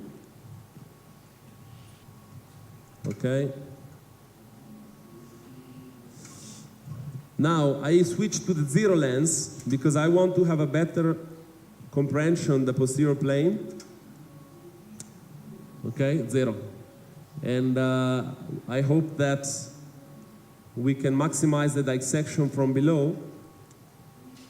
In this case, the angle would be not very favorable with the 30 down, so I lose few instants because I think that, and I hope that you have noticed the experience of my assistant is absolutely brilliant. And I think that makes the real difference. Go ahead. Bernardo, I may missed it. Which Da Vinci system are you using? Bernardo, I may missed it. Which Da Vinci system are you using? SI. Okay. And do you believe there are any difference between the SI and the XI for radical prostatectomy? Well, I prefer the colors. I prefer the colors of this one, but the big advantage of the XI is the camera that can make rotation and go 30 up. So this part that I think is crucial can be done much more easily because they have very good angles. So there are pros and cons. At the beginning I was very negative with the XI because of the colors. It's very orange, and I don't feel comfortable with this orange. I hope that if they fix the colors, I think that is very nice. Also, sometimes my feeling is that can be a little bit heavier in terms of instruments. The XI has different weight for the masters. Metti qua un Hem-o-lok. Bernardo, as you mentioned, So we have it's hard to both say. we have both systems in our institution, and I found the color on the console with XI is terrible. So I prefer to use SI. 30.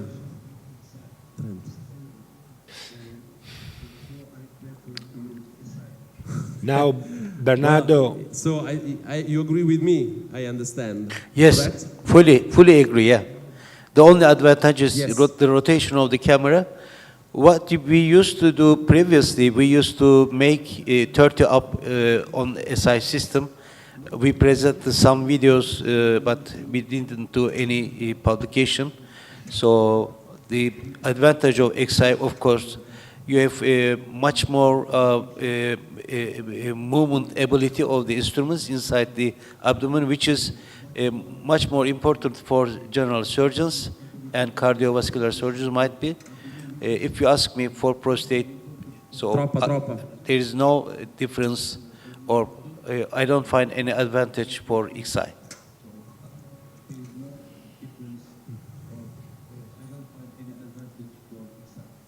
Right. Yes, I think that's basically, it's also a matter of habit, because of course, depend on what you're used to, and this makes a difference. So, well, I like this XI very much, and so, okay, so, go ahead. So we said that we have to keep some distance on the right, you remember? correct? Yeah.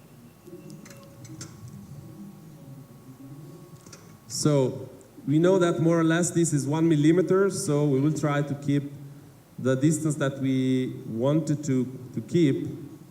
That might be like 2-3 millimeters. So of course the experience of the assistant will help us to be safe in this dissection.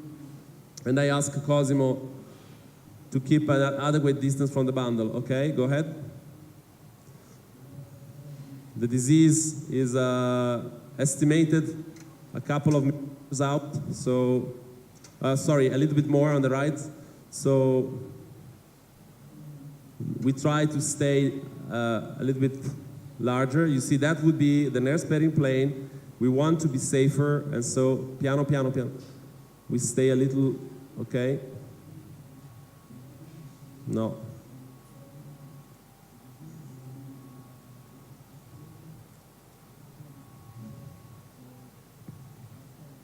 Okay.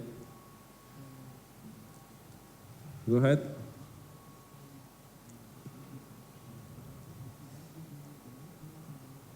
Okay, more or less, we kept our distance. So the other side, we would like to be a little bit more conservative on the structures because the disease seemed smaller. So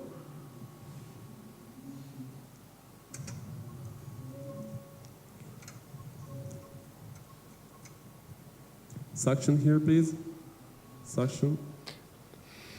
Più delicato. Okay.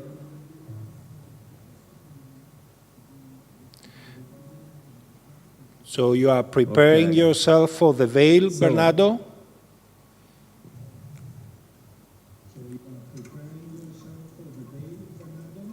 Well, I personally don't believe that much that it makes sense to start here because basically the structures that are here, the amount of tissue that we can save being so high is probably only partially full of nerves. So I think that we can stay a little bit lower to have a better angle to save the nerves that makes the difference, that are the lower nerves. So let's see if we find the right spot to go. So you prefer, though, the Because anterior... this guy is pretty much full of veins, so might be not easy.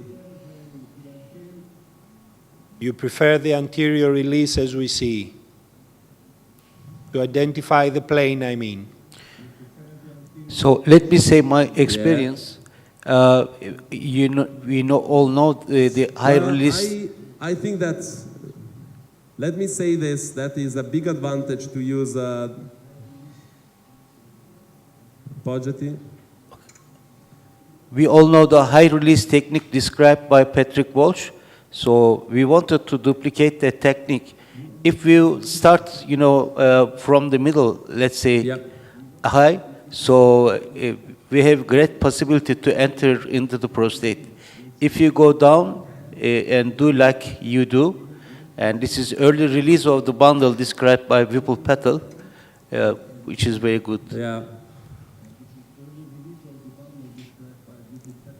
Yes, so you see that after the development of the plane from below, we enter a spot that was already, you see, that the spot was already available. Vai indietro.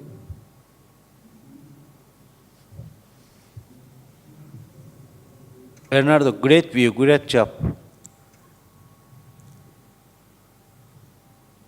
Okay, suction. Thank you. Okay, so here we need a Hemlock.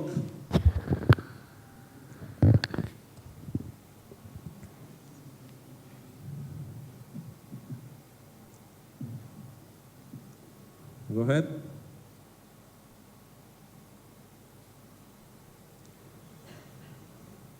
Okay, so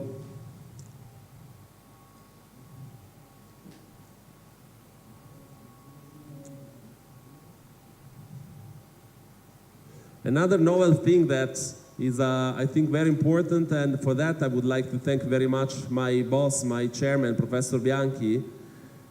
And unfortunately, we don't have suction here. Unfortunately, we don't have it today, but is the development of the confocal microscopy. I hope we will have a further occasion to present to you.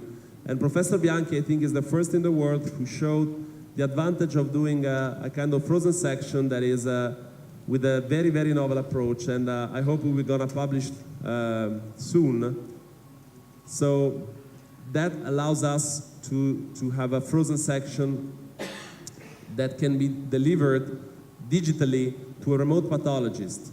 It was presented for the first time during the ESET meeting in Modena last May, and in a case performed by Professor Bianchi, and that is something that makes a lot of difference, because after the nurse pairing, we would like to control the quality with some samples, but without having the pathologist in the OR, the cryotom, and the technician. That is something important. So you see that the release that we have done of the bundle seems pretty adequate, and that's what happens on the left. On the right, differently, we follow a completely different line, because we know that there is the risk of disease on the side. And what I want to stress is that the magnetic resonance is not that much reliable in the local staging. So we cannot trust a negative information. If the seems negative, we cannot be sure. You know that the area under the curve, the sensitivity is 57. So just a little bit more than tossing a coin. That's important. So let's try to keep some tissue around the urethra. I don't want to over dissect it.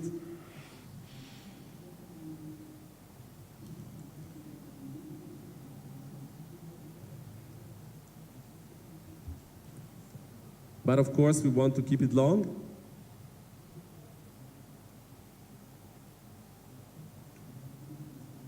Okay, go ahead.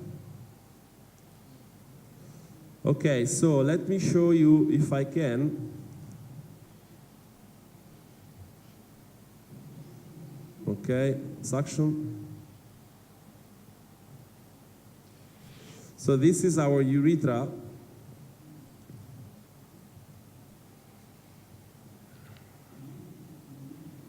And you see that this is the insertion of the rhabdosphincter that is far from the urethra. It's not the same thing. So it's important to recognize the structures that we want to reconstruct at the end.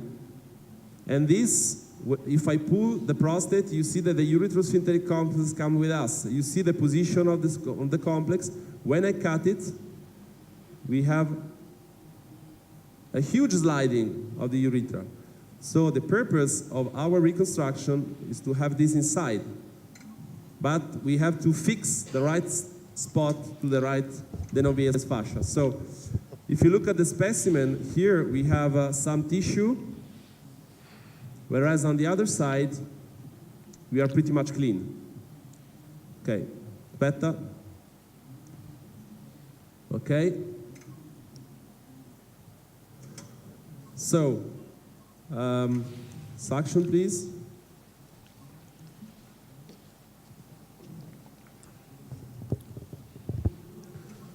Suction.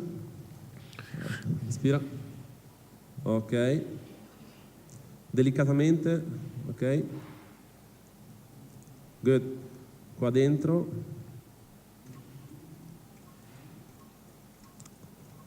Ok, so fammi vedere un attimo.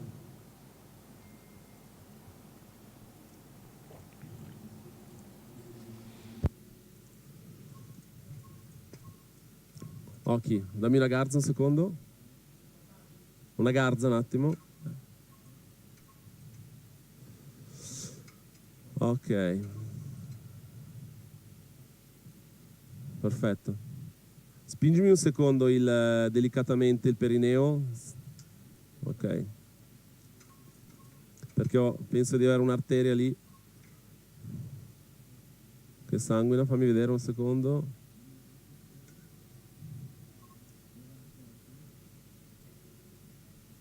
Suction.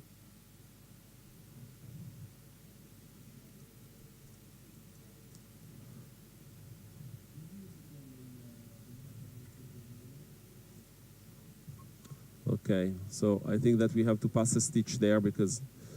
Okay, so just want to discuss with you about the bundles. You see that we have basically a kind of saving on both sides, but va indietro con la garza. But particularly where the disease was, so the apical part here is much lower, and we have a larger and safer bundle on the left. Okay, so let me porta via la garza.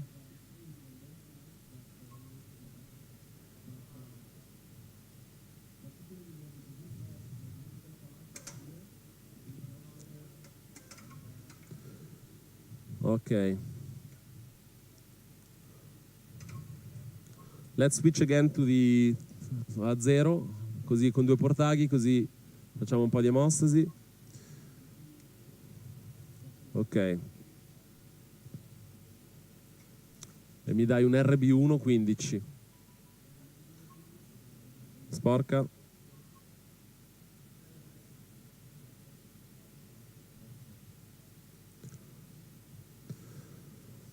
So now we are switching back to the zero lens because we want to fix a little bit the DVC that has a small bleeder, and with the 30 down is not clean, is not clear, and so I want to see it better.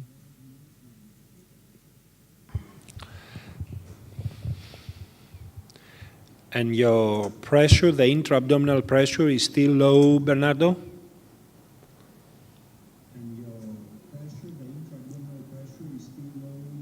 12, 1, 2. Okay. Okay.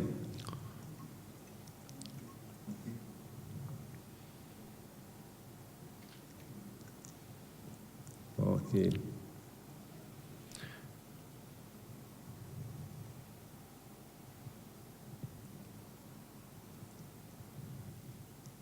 Bernardo, you placed a very nice dorsal vein stitch, but I see still you have some bleeding around.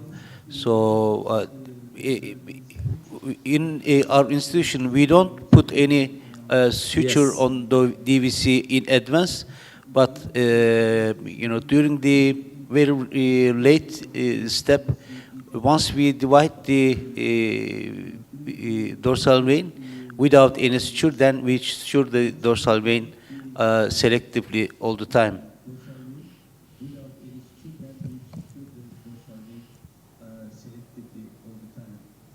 Well, I tell you, I discussed many times about the idea of suturing a DVC stitch before or after.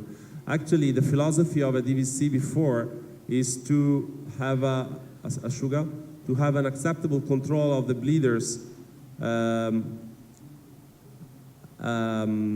Okay, that's the bleeder. Molla. This is probably as not usual artery, as not vein, so is a live case artery. But jokes by side, I mean, I think it's important for us to have this done to have no bleeding during the dissection of the bundles. So even if at the end sometimes it happens that we have to pass it again, during the case I'm safer with a good control of the DVC. You see that basically this was not exactly in the DVC but just right after. So, but I think that of course it's just a matter of preference to suture it after the case. Okay.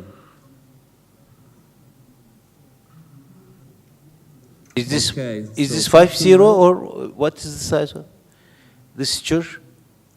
Okay. This is 0, so I will switch back to 30 down and start. Okay. Now that we have controlled the DVC, now it seems good. So now next step is to see what happened with the bladder neck. So if the bladder neck is too wide, we have to reduce it. It seems pretty good, but we're gonna pass a couple of stitches, a fish mouth stitch. So let's move back to the 30 down, 30 Cosimo. And because I believe that the 30 down lens helps a lot as far as the vision of the bladder neck is concerned. And so I like now to pass a couple of fish mouth stitches. And then posterior. Okay. So we now use a 50 centimeters suture.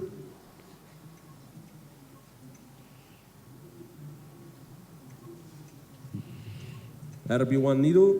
Important thing to have a small needle that rotates comfortably in the. Okay, let's see. So.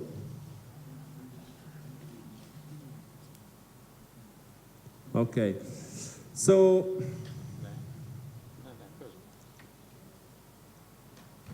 So just to have better corners, because the size actually is not that big.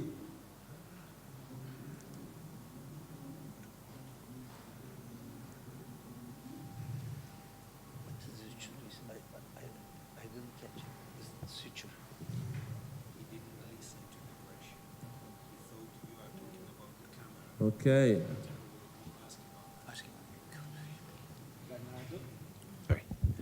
Bernardo, which type of a stitch you used for the Santorini? That's the question. And what type of the stitch you are using now? Which one? For the Santorini first, and for the bladder neck I reconstruction. used the same. I mean, when I did it, the Santorini first. Is No, the second on the Santorini. So the Santorini was a monocryl CT1 needle. Not the second, they are the same. Is a 3-0 monocryl.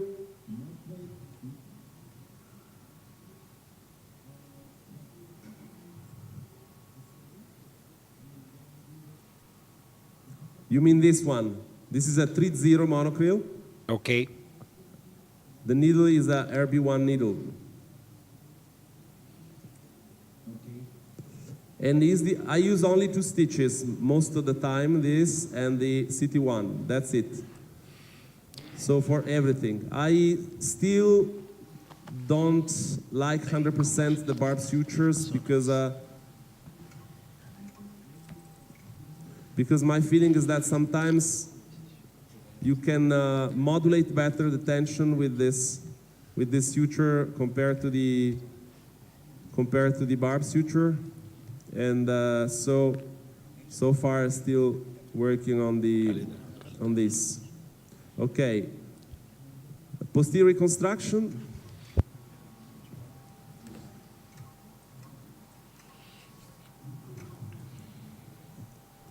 Now for the posterior reconstruction we use 2 sutures as the one that you saw now, 15 and 15 tied by the tail with 7 knots. I like to have this approach. And suction please, asciughiamo qua. Okay, so important is to have this structure that can be solidarized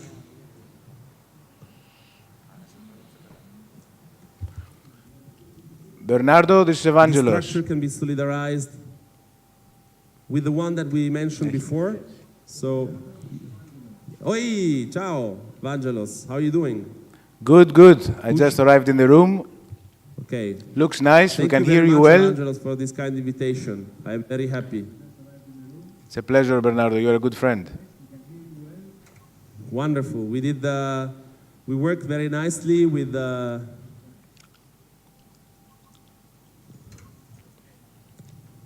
Okay, so we arrive at the posterior reconstruction phase. We did a partial nerve sparing on the right, according to our nomograms, and a full nerve sparing on the left.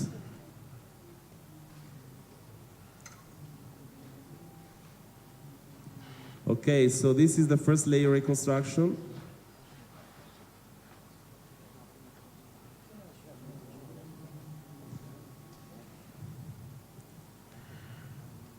And now we lock it. Okay. Bernardo, you first bring Then the second the layer reconstruction, we go out to the posterior bladder yeah, neck. yeah.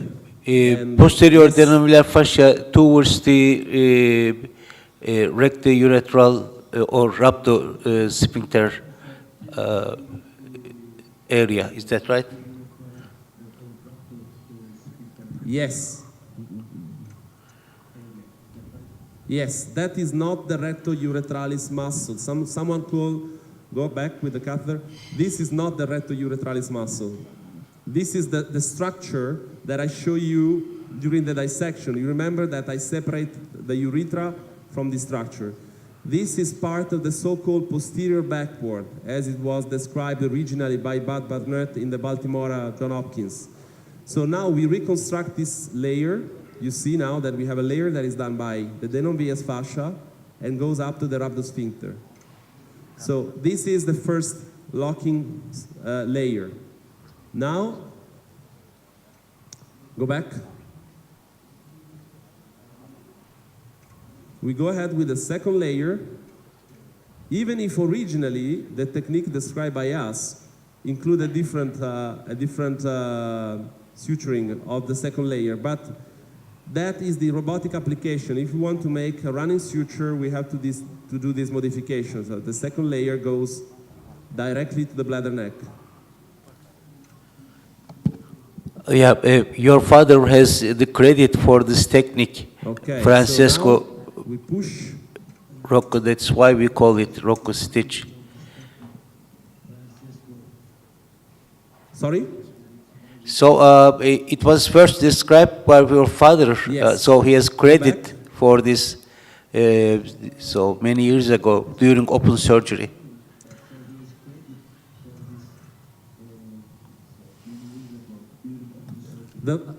Actually, this modification has been described by a paper done by both of us. Of course, he was a chairman of the department, I was not, and the visibility was mainly on him, and of course I'm just proud of that.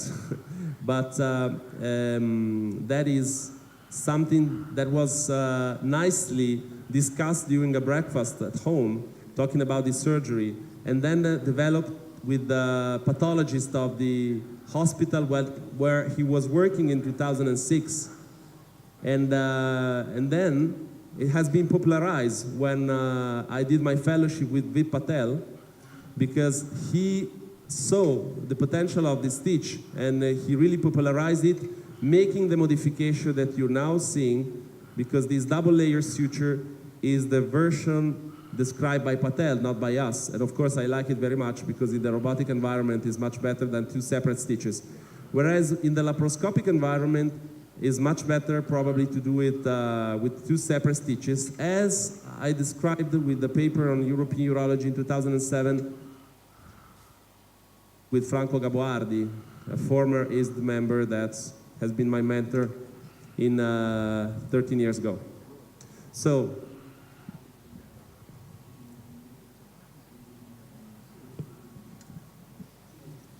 okay, so taglia, cut.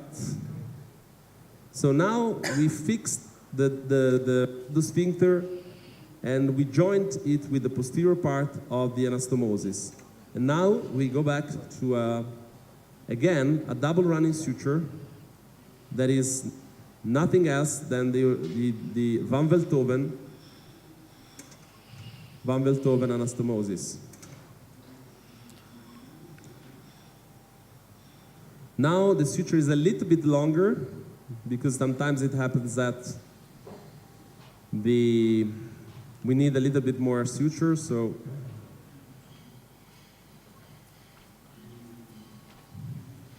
they are preparing the suture now. We have the suture nearly ready. Okay, it's coming. Okay, thank you very much, Cosimo. Okay. So once the posterior part is attached, we can have a usually easy life to move on with the real anastomosis, usually.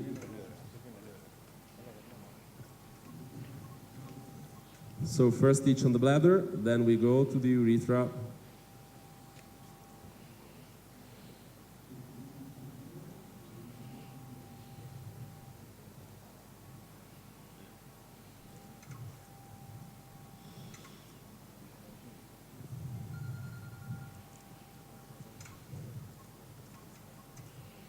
Go ahead. Okay.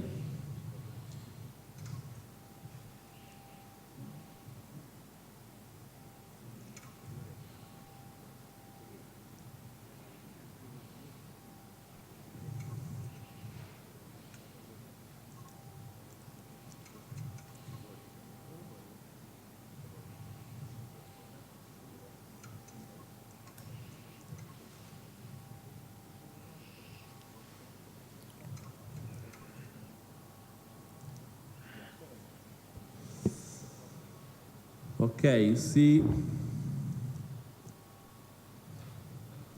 now the right side, the left side of the patient, sorry.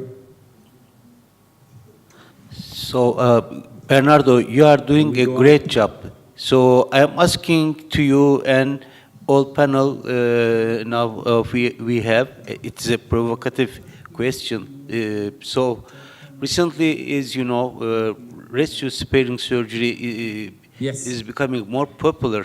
So all the time I think if I should change my technique, so when I go back, so I decide not to change. So what's your comment on this? And also Evangelos, Andreas. What's your comment on this? And also, Andreas. Sorry, probably I missed your question. Okay, the question is, what do you think about What I think rescue about the sparing technique, approach? you meant? The question is, what do you think about rescue? Rescue sparing technique. Sorry, I missed the question. Well, I am very close friend with Aldo Bocciardi, and I had the opportunity, I think, for first to show it once in United States because I saw it we live close, and I like it very much. I think it's a great idea. I think personally, this technique that I'm showing you today, that is actually the Patel's technique, is a little bit more versatile. So as you saw, I took advantage of the Bocciardi technique to develop better the posterior plane than I did before, but I like it very much to control the bundle potentially from below, as Aldo does, from the side, as Vipped up, and from below, from the bottom. So when I do the nerve sparing, I can do from the bottom, I can do from the side, and I also can control it from the back.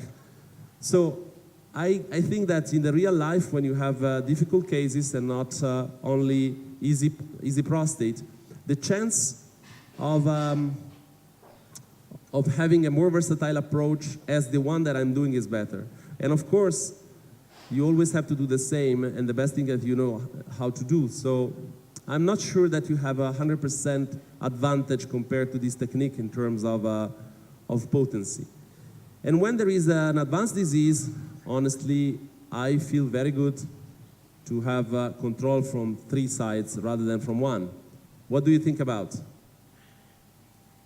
Evangelos?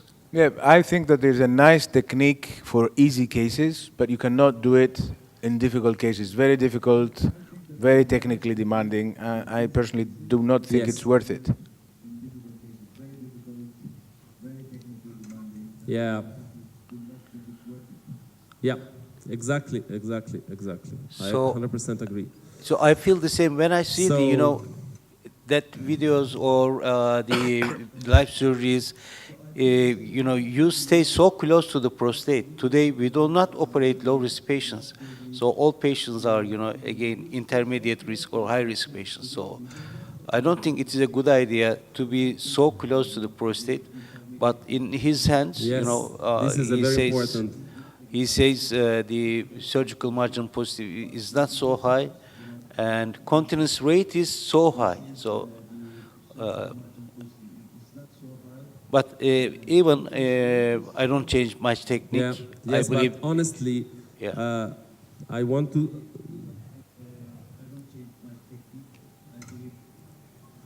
Let me tell you this. If we do, I just want to mention our experience with Patel and our personal experience. That means that the technique is very reproducible. If you do an appropriate posterior reconstruction, considering the correct layers, honestly, the early continence recovery in our hands is very satisfying. It's very hard to make comparison because, different way of collecting data, different way of defining functional outcomes. But honestly, we cannot complain about continence. I wouldn't change my technique for continence. And once I started doing the dissection from below, as I showed you, also potency recovery change, because you have seen that the left bundle has been completely untouched. And so, sincerely speaking, I'm very happy with this technique, and I wouldn't change it.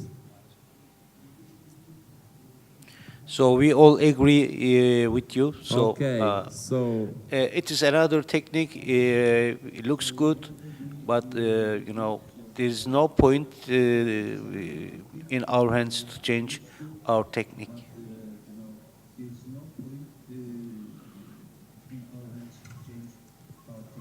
No. Okay, so... Excellent job. We are done? Yeah, well done. Okay.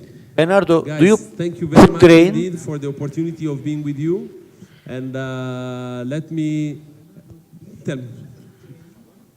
Yes. Bernardo, do you put drain? Any drain? That also the word feel better. Yes. I mean, in this sense, I feel humble. I prefer very much to be safe. Also, the nurses and the colleagues in the ward feels much better to know that there is a drain. If anything is wrong, they can check it. So I think it's not a big deal to take the drain out 24 hours after the case. Yeah. So I like to use it. And just let me say thank you very much. Professor Rocco is a doctor. In the OR. We mentioned them before. Yes. Professor Rocco is Dr. Poulias from Hellenic Urology Association, the president. Thank you very much for this nice operation you have shown us today. and all Yes. of the audience is a big applause for you now.